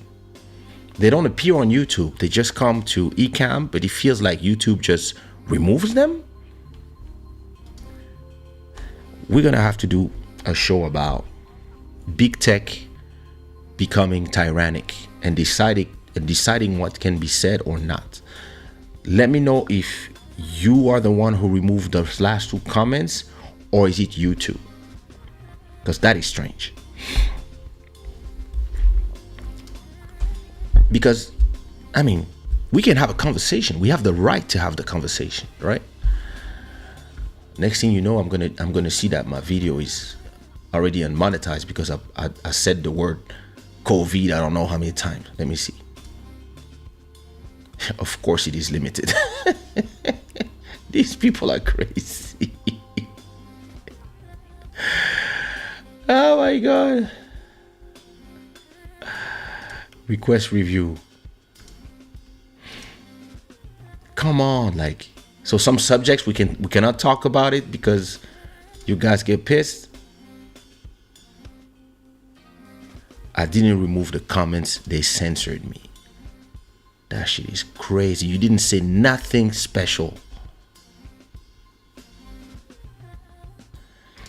I was the first to warn you people about this vaccination game. That's crazy. Okay, so, and you listen, you said you didn't say nothing special in your comment. You just said that. I totally agree that some governments spread misinformation, which the scientists did not. So the argument is with the governments. Exactly. And that's the same thing for me. That's what I'm saying. So YouTube, you don't need to remove monetization on that video, you idiots. Listen.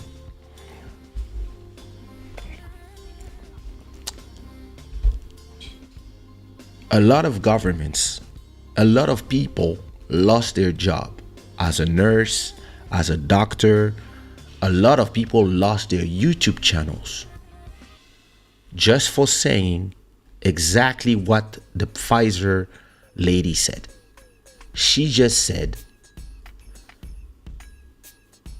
we had to, first of all, I don't know what the speed of science means, because speed of science is slow normally.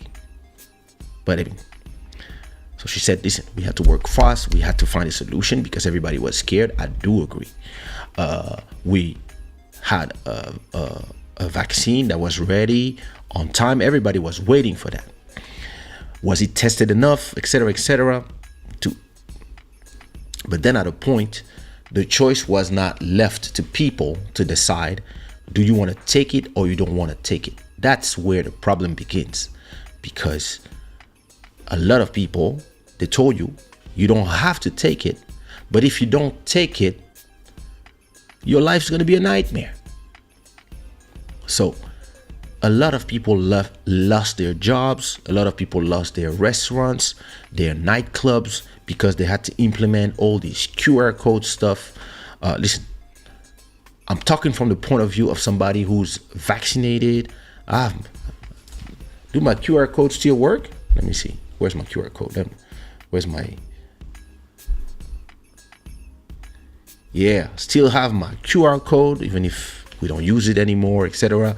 But like this whole thing that everybody put in place that looked, and listen, they were even showing how it's done in China and saying, look at them, the efficiency of the Chinese, everybody's in prison in their home and they have to put a QR code to be able to go from one place to etc., etc. And there was a lot of debate at a point. And some people, and it's interesting the way Reuters is putting it as, are we fact checking the thing, the information that this person is saying, because this person said in a false comment, he said that, oh, shocker, Pfizer said XYZ, when that person is not against Pfizer. He's against the government's policies. And that's when it's tricky, because you make it believe that this guy is spreading false information when actually no. He's telling you exactly what she said. And now, what is the basis? And that's the question that I'm asking. I'm not giving my opinion. I'm saying, what was the basis in this case for... What is the basis in this case for forcing everybody to live a draconian life once the doors, when everybody could go outside, when in reality, we don't know, or maybe we know now, but I mean, at that time, we didn't know if it would change anything if the vaccinated and the unvaccinated walked in the same street. I remember having a long debate. I remember doing a club Shada where I was like saying, hey, I'm done. I'm tired of trying to force people to get vaccinated, etc., to explain to them how it's good. I have this friend, he's a bus driver and he doesn't want to get vaccinated because he doesn't want to put it in his body. He wants to wait. He wants to wait for science to say this, that, etc. Like all this, right? And that person, I had a long ass debate with that person. And I was telling him, nah, bro, you have to do it. You in your auto car. And if you're sick, what about, Emmanuel Etienne, thank you so much for $5 Canadian dollar donation. Thank you so much for your creativity in music. And welcome, sister. So, as I was saying, we were having this long ass conversation, and I was telling him, hey, you have to be vaccinated, because they are saying in all TV stations, all these people, all the politicians were saying, if you are vaccinated, you are not spreading the virus to other people. Once you are vaccinated, you're not spreading it to other people. So this is a good reason to be vaccinated. And if you're driving a bus, you're good. You cannot drive a bus and just be there spreading the virus to other people. I remember having this conversation with him, and I'm sure I said it in Club Shada as well at a point. And now you realize that in the beginning, maybe the studies are different now, I don't know. But at that time, so I'm talking at that time, 2 years ago, they actually didn't know. But the governments told us, no, we know, this is why you have the QR codes. So I remember telling him, hey, you have people coming to your bus, you have to be responsible because you drive a bus. You're a public servant, and I believe that all of you public servants should be vaccinated. And in reality, nobody knew if it changed anything. So I'm gonna have to call him and tell him, yeah, bro, you were right. You were right. You didn't have to, because it didn't change nothing in reality. Because what the person from Pfizer said is that people who are vaccinated, it was lowering the risk of having a severe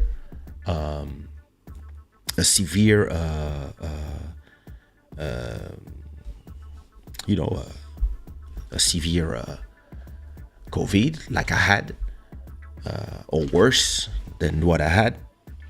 And for more people, they would become asymptomatic. But in this case, the millions of people who were asymptomatic didn't have to get vaccinated. If anyway, it didn't change something. It didn't change nothing, or nobody knew. In this case, listen, if you're scared, get vaccinated, you're good. Everybody else, if they're feeling healthy or they have COVID and it doesn't do them nothing, they don't have to stay at home. I understand you are trying to stop the spread. So it's not black or white. It's just that the basis, and I believe that's what this politician that I don't know is from Dutch, from Holland, from the Netherlands. From what I'm understanding, is just saying what was the base of all the draconian rules that people impose on their citizens. We have the right to ask the question. Not only for the people who, there's some people that still don't want to get vaccinated, and you have people, some people, me, I was like, listen, after what I live, give me that vaccine. Put it, first dose, feeling good. Then I put the second dose, my booster. I didn't feel so well for a week, but after that I was fine. And I've been fine the whole time. I just want to go do heart check to just because of what happened to Mika Ben, and because there's been some report of people having some effect like on the heart, etc. We don't know. And when we don't know, instead of yelling no, I'd rather go and make sure, because it is fine to have a balance between, you know, the people who say something and the people who say the opposite, because everything is still relatively unknown. Like 3 years ago, all this was not there. So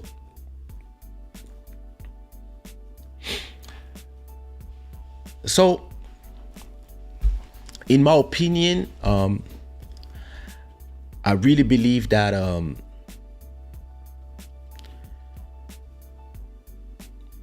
there's a basis to ask questions. And there's something that you have to also understand that we have to also put in account, is something that I tweeted today. Where's my profile? I tweeted, where's my tweet? All right. This is what I tweeted.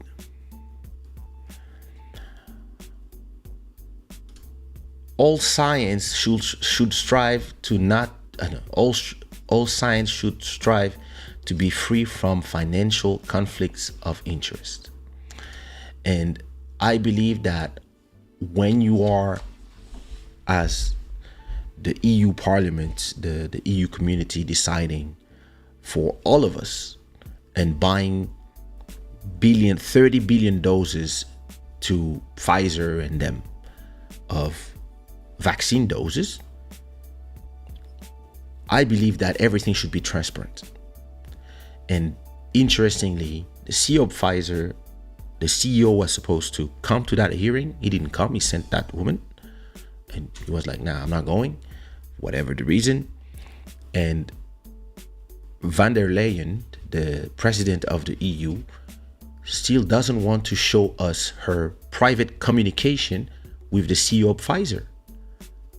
So if you are starting to put some black holes, people will start doing conspiracy theories and ask themselves if there's any corruption in there. And if you are transparent, yeah, people will look at the data and see and make sure there's no conflict of interest. Because don't forget something, all these people, the CNNs and all these people who are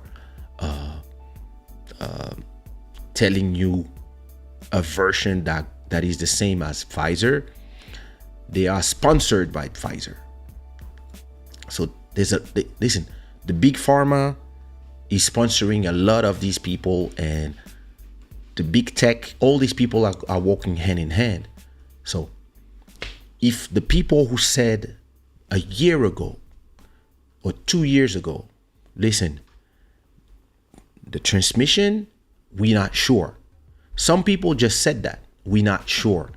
They got banned from Twitter, they got banned from YouTube. Their video got removed, or he had fact checked, he's saying something. And there's something that people are not asking themselves now. Who are the fact checkers? Who make sure that the fact checkers are not themselves biased?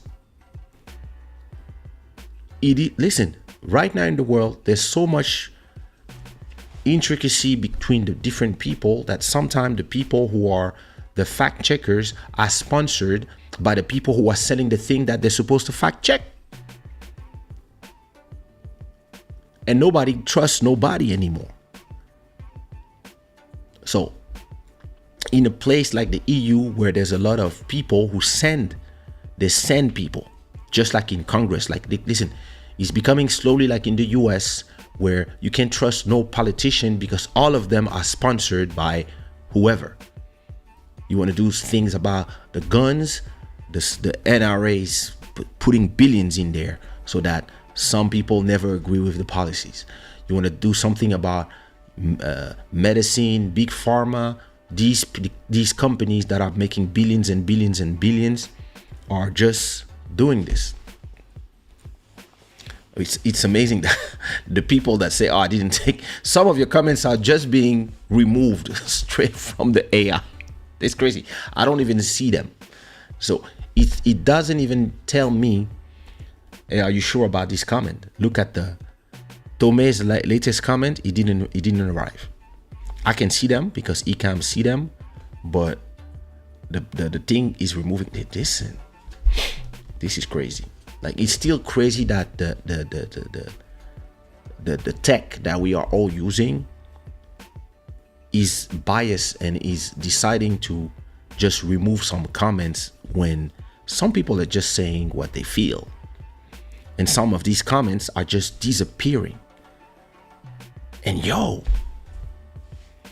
listen, I have these subjects that I wanted to do on Club Shada called the big tech tyranny, I don't know how you say. They are starting to becoming tyrants because once they decide what is right and what is wrong, they can decide to just cut you from even giving your opinions. So if you say, oh, I didn't take it, your comment doesn't even arrive. We are seeing it live. And this is scary because we gave them all the power. And I don't know if you've seen what happened with PayPal. So let me show you. Let me talk to you about the PayPal scandal. I wanted to talk about it another time, but since we're here,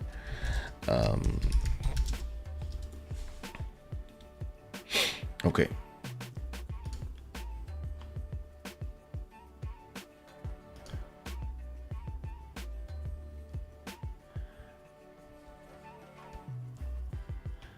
Of course, they retracted after. But this is scary because we are now arriving to a place where, as you can say, we cannot even have a honest adult conversation without being censored. That's crazy. Why can I see this? This is crazy. Look at this. Okay. This doesn't come from some strange place, right? This is coming from Fortune. All right. PayPal tell users it will fine them 2.5 thousand for misinformation and then backtracks immediately. I mean, I don't know if you understand. PayPal says if you say something that is not true, we will remove 2005 from your account. Wait a minute. You are supposed to just put my money in there and I use it for what I want. As long as a judge doesn't say that I'm using it for something illegal, you're not supposed to touch my money. But now you're going to take stuff out of my account? Listen, you have to subscribe. Oh my God, let me see. PayPal misinformation. Yeah. Let's go again to Reuters, since they are the fact checkers. PayPal says policy to fine customers for misinformation was an error. What? All right. PayPal Holdings said Monday it will not fine users for misinformation or an earlier policy update that says customers could have to pay 2.5 thousand in damages was sent in error. Shares in the San Jose, California-based company was down nearly 6% after the update, which PayPal said included incorrect information and sparked intense backlash on social media over the weekend. PayPal is not fining people for misinformation, and this language was never intended to be inserted in our policy. We're sorry for the confusion that this has caused, a spokesperson for the company said. According to several media reports last week, PayPal had published a policy update prohibiting customers from using its services for activities identified as sending, posting, a publication of any message, content, or materials promoting misinformation. A new policy which said customers could have to pay damage of $2,500 each for each violation. So imagine you go on Twitter, you post 3 times something that they say is misinformation, and boom, they remove you 7,005. Was supposed to go in effect on November 3rd, the report said. PayPal's former president, David Marcus, slammed the policy in a tweet on Saturday, saying, "The new policy goes against everything I believe in." We're talking about the ex-president. A private company now gets to decide to take your money if you say something they disagree with. Insanity, Marcus tweeted. Elon Musk, the billionaire who co-founded PayPal, tweeted, "I agreed," replying to Marcus' tweet. Can you imagine? I don't know how many people close their accounts after that. People close their PayPal accounts. Let me see.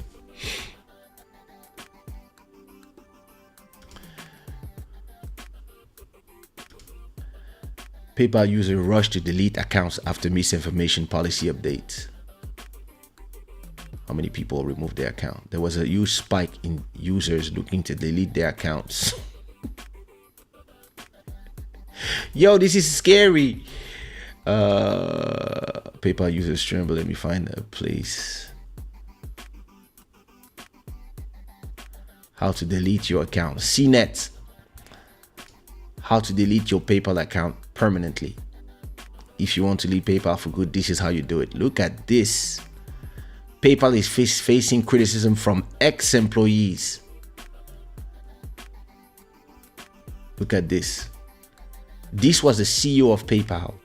It's hard for me to openly criticize a company I used to love and gave so much to, but PayPal's new user policy goes against everything I believe in. A private company now gets to decide. And Elon Musk agreed. Now, what's scary for me here, and it goes with the subject of, wait, first of all, let me look at your comment from the previous subject. Oh my God, we already had 2 hours and some.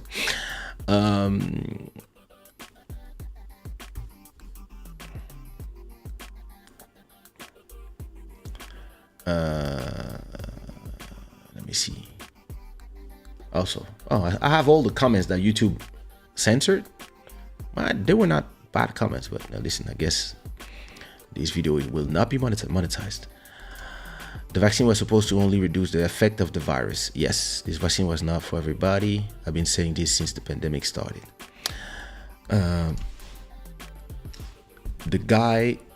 The way the video was cut made it seem as if the guy was saying that even science lied to us, but I totally get that he meant the politician. It should be a clear distinction. Bro, everybody is using things to go to their narrative. Even out here, people lost jobs, and I didn't agree with it. It made me realize how conditional democracy is. It exists more for the politicians than us. I didn't take the vaccine. I just boost my immune system and trust in what it was not designed to do. When I catch it, I got tested. One bad day at bed, the next 3 days recovering, and here I am. Yeah. This was like the lotto. Everybody had a different type of disease. So that they have control over people's mind. Yeah. AI dictatorship. Wasn't there a movie about the power of humanoids? Hey, wait. No more freedom of speech.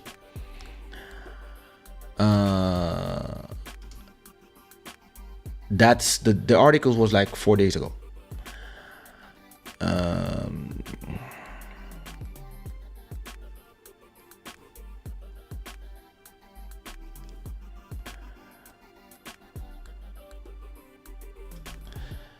I think I have some PayPal stock myself. But this is crazy. The era of YouTube and other censorship media platform is already gone and they are in desperate moves. Why is this comment not appearing? Oh my God. This is crazy. I do have a PayPal account. I will delete my PayPal account. No, the thing is this. So they say it was a mistake. I don't know. I don't believe it was. I think they tried. They saw the backlash. They backtracked. The problem here is when you have we used to have websites, but now big tech, everybody is leaning on all the owners of all these companies are all leaning on the left side, right? And they all, interestingly, it feels like people that are leaning on the left side are into censorship because they believe that what they believe or their opinion is the opinions of the good, and everybody else who disagree with them are evil. So you cannot have conversations about a lot of things anymore on these platforms. And it is scary because for example, when you think about the deplatforming of Andrew Tate, for example, so he got deplatformed from YouTube, okay, because they said that whatever he was saying was dangerous for kids, okay. I think that 80% of the internet is dangerous for kids, in my opinion, but okay. Then he was deplatformed from Twitter, then Instagram, Facebook, okay? But then PayPal as well. And then Uber and Airbnb. That's when you're like, wait a minute. What does Airbnb has to do with this conversation? It feels like now all these people will just remove you from platforms. Like you believe that all the people who rent their houses as Airbnbs, there's no racist in there, and the people who rent houses, there's no racists in there, or or mafia or criminals that rent those houses. You don't think there's criminals that rent their house or rent houses, use all your services? You believe that everybody that is using your services but you just all decide that you're gonna remove somebody because of all the media attention it goes, and it feels that we are all the hostages of a bunch of tech companies who now control the world, control the narrative, and control our voices. They wake up one day for a video you did. You just need to have a few people from a few liberals or that start talking about you on Twitter a little too much about something you said. It can even be 10 years ago, and then poof, you get your thing removed. And at the same time, Kanye has been treating his wife like a misogynist. He's been threatening people, doing death threat, etc. And he gets his Twitter removed for a few hours, and then he comes back. So us who have no power, one day if we say something, or like all these people who got their job removed from just saying, hey, I'm not sure about the transmission.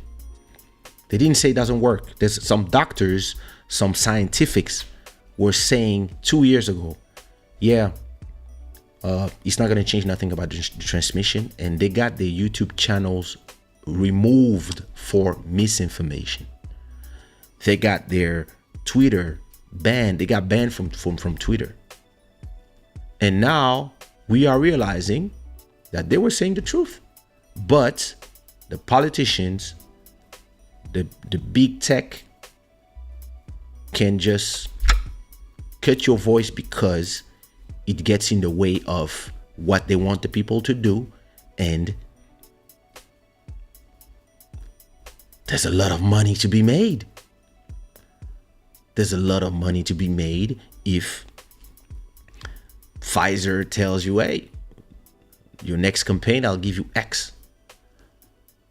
So that's where I'm just saying, like, we really have to be careful with this world we are doing, because now that we also want to remove money as paper, fiduciary money, and we want to replace it with everything digital. So what they're going to do, they're going to be able to just block your money and block payments. So you mean that I say something, I don't know, I say, yeah, the sky is orange when it's blue, but I say, nah, starting now, I believe the sky is orange, and because I'm an artist and whatever, and a special message will arrive on YouTube telling me that, hey, this is misinformation, and PayPal will say, oh, minus 2.5. So if I only have 500 in my bank account, in my PayPal, so it will remove 500 from my bank account, and then it's gonna suck 2,000 from my bank account. This is the world that you are telling me. So people, it's the way for people to be scared to say what they feel or to give their opinion on stuff. This is a very dystopian world where the people who own the power on these companies can decide that some conversation can be had and some conversation cannot be had. And that's where I believe that this PayPal thing is important, because this is people testing the limit of what they can do with those platforms. And I'm starting to regret the days where I had my own Kaysha.com and people would come to Kaysha.com. It cost me more money. So they're giving us all these platforms for free to use and send information. But listen, when you send $10 super chat, they take 30 cents. They take $3 in there. They give me 7, they take 30%. So it's not like, oh, we're giving this platform for you to make content. No, you're giving this platform for me to make content, but I'll make the content. And because of the content you make, you make money. So it's a symbiosis between the advertisers, the platforms, and the users and the creators. But if the owners of the platform start using them to force policies on everybody, and to not even let people have conversation, because no, we cannot let people spread misinformation. Or like back in the days, 20 years ago, when the USA invaded Iraq with fake information, the weapons of mass destruction that never existed, that they went to the UN to show all these things, and they did these big lies so they could invade a country for oil. If we came to YouTube back then and we said, yo, it's all about the money, this is happening, that is happening, you would get your video removed. Just right now, when a lot of people are just trying to explain without saying, oh, this is my opinion, whatever, just saying, okay, what's happening in Ukraine and Russia. Damn, the bots are having fun with me tonight. with what's happening with all these companies.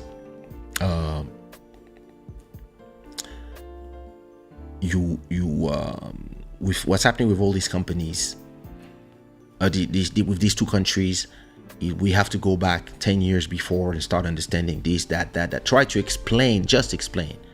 A lot of people, they get slammed for misinformation.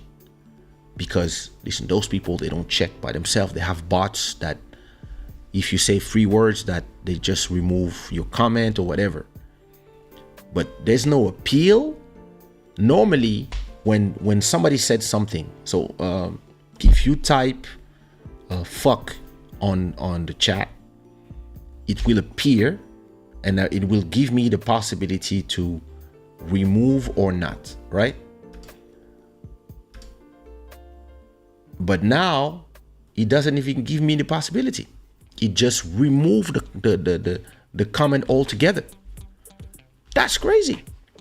And so what are we going to do when all our money is inside of the blockchain, and governments have the possibility to say, hey, listen, when you are persona non grata in society, well, isn't that what they've been criticizing China for? The social system, where if you're a good citizen and you say the right stuff, you're good. But if you say anything about the people we like, if you say anything about, I don't know, let me add some, no, let me not add stuff. Whatever societal subject that everybody's saying, now this is the right thing to say and this is the wrong thing to say, and you cannot have conversations anymore. So if you disagree about this or that, your money it gets taken away, your YouTube channel gets taken away, your Twitter gets taken away, and then 2 years after we realize that, well, actually you were right. So what happens? Can I attack you because you fucked my money? I think big tech has to be monitored, and if you say that you are the place of free speech, you have to let people speak, and then let the laws or judge decide if whatever somebody said is against the law or not, and then they pay for it. And then maybe you can remove the video or remove a portion of the video, but you cannot take the voices of the people away unless they abuse the system. I understand. And I understand those people are also covering their tracks because they don't want to be responsible for whatever is spread inside of their platforms. And at the same time, Al Qaeda have a Twitter account. Think about that. Anyway, before people think I'm a complotist, let me leave this. Let me look what YouTube is saying. Let me see what YouTube is saying about my life. Is it still unmonetized? Look at this. Look at this. Your video is, look at this. This video is running limited or no ads due to content identified not suitable for most advertisers. Yo. Yeah, it is what it is. It is what it is. Let me read your last comments and then I check out. Well, I don't even know which comment can I read because some of them are.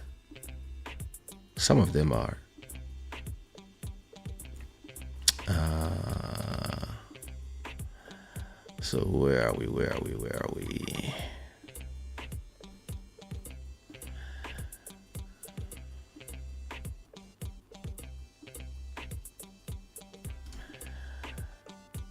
About Andrew.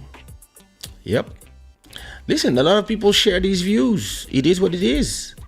Tyranny 2030. Tate is a man who's also saying that we should make new ways to make money for us to be less dependent of government money. And what would government wouldn't be scared of a message like that? Yep, all of them. All of them. I'm not even a fan or a follower of him, but Malcolm X said that the truth was the truth no matter what was the mouth telling it. I do agree with that. Decentralized blockchains is the future. This is where the SEC is attacking it. We have to speak in code now. Let's do lives in Lingala. Joel, come help us. Oh my God. The West and the East are two sides of the same coin. Money is more powerful than politics or wars, and they both know that. Oh, yep. That is true. They do. And they are speaking all the time. But Tate is removed. That's hilarious. Oh my God. Guys, listen. Let me check out, because people are going to think I'm a revolutionary. I'm just saying that there should be checks and balance.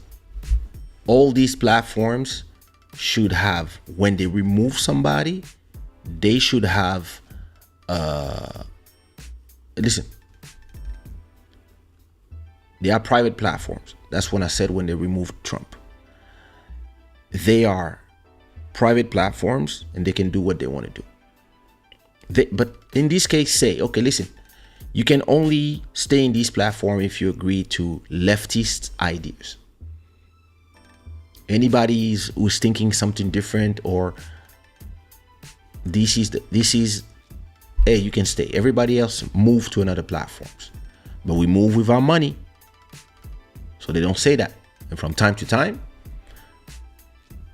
So I do agree. I do believe that when you decide to deplatform somebody, you must have a college of 10, 20 people who lean to different places, and you must have when fact checkers that are vetted by the people as well. Because who controls the people who say what is what is right and what is wrong? This is a real question. This is scary. Because the same people, when you tell them, hey, 2 years ago, you told us that this would stop transmission. And this is why everybody had QR codes. This is one of the reasons. And you fired a lot of people who were like, I'm scared. I'm not ready. It's not that I don't, anti-vax. No, I'm vaccinated of everything else. It's just this one. It's early. Chill. No. No QR code, no life. A lot of people, a lot of governments forgot about democracy for the good of other people. And truth is, I mean, now that a lot of data is coming out, etc., some things, you were right. Some other things, you were wrong. So the people who have been done wrong for the decision you took should be compensated. I guess. I hope. And then some other things, you were right to do them. It's not black and white, but it has to stay gray. The problem is everybody wants to make everything black or white. And you have a lot of people from both sides who are trying to profit from all these situations. You have to never forget that. But we're hearing this thing where you have to be able to ask questions and have answers in transparency. Not journalists telling you what is right or wrong. The journalists are supposed to investigate and just give you the facts, not push their opinion or the opinion of the people who are paying them. And most of them are paid by the same people that you are criticizing. So it's problematic. It's problematic. Everything, listen, me when I talk about something and there's any type of conflict of interest, I will tell you. I'm talking to you about vaccine, etc., etc. I'm vaccinated fully. And I went first. I was like, yo, give me that shit, because COVID fucked me up. So I was like, nah. Let's go. I was very happy. Took my son, who didn't need it, had him vaccinated as well. Had my whole family vaccinated. So you're not gonna come and tell me that I'm an anti-vax or whatever. So I can have the conversation. I will always say, listen, when I talk about Twitter, I tell people, hey, I own stock of Twitter. I own stock of PayPal as well. I just talk about PayPal. I'm on YouTube. I own Google stock. I use phones from Apple. I own stock from Apple. But yeah, I need to be able to criticize them or ask questions and get them answer and have, listen, if you want to remove people from those platforms, you need to be able to tell people why and not just cave to the 10,000 tweets of any crazy person. Anyway, I said I'd check out and I've been here talking.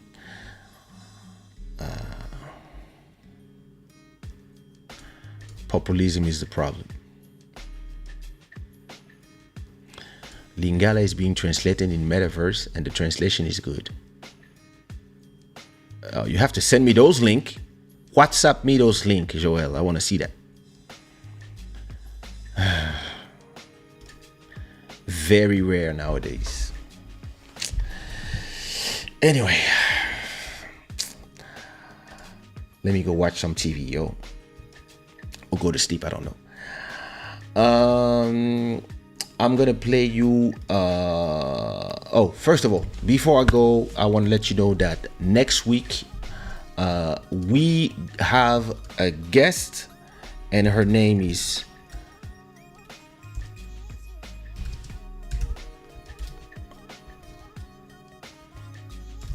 let me make sure I'm not saying her name wrong. All right, our guest Wednesday, we're gonna change, we're gonna do something different.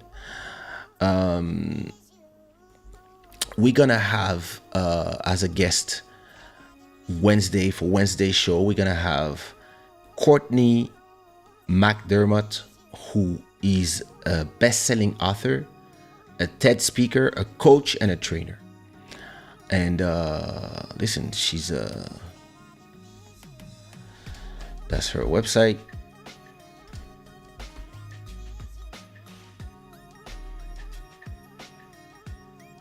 Unlock the confidence to lead with intuition. So she wrote books, Rethink Success,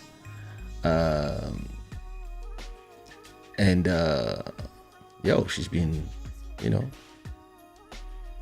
so I will be invited in her Instagram live Tuesday, probably at night, because she's in Colombia or Bogota. She's in Bogota right now, and so she will be interviewing me in her Instagram from Bogota, and I will also have a conversation with her on Club Shada about all the people, all the things she did, strategy, etc. So she worked with Condolences, Africa Rising, Justin Guitar, the North Face, Vans, Desigual. So she's really a communicator. So we will have an amazing conversation about what she does, what it is, and all the people that she worked with. I believe that's going to be very interesting. And I can't wait to have this conversation with her. And I hope you guys will be there. That will be cool. Because the goal of this channel is to empower everybody else. I have released a new single. For those who don't know, let me put the Spotify link in the chat. And I think it's next Sunday. I will probably do the listening party. Or maybe we'll see. But before that, I'm gonna leave you with this one of the remixes from Make Me Wanna Stay. I'm gonna play you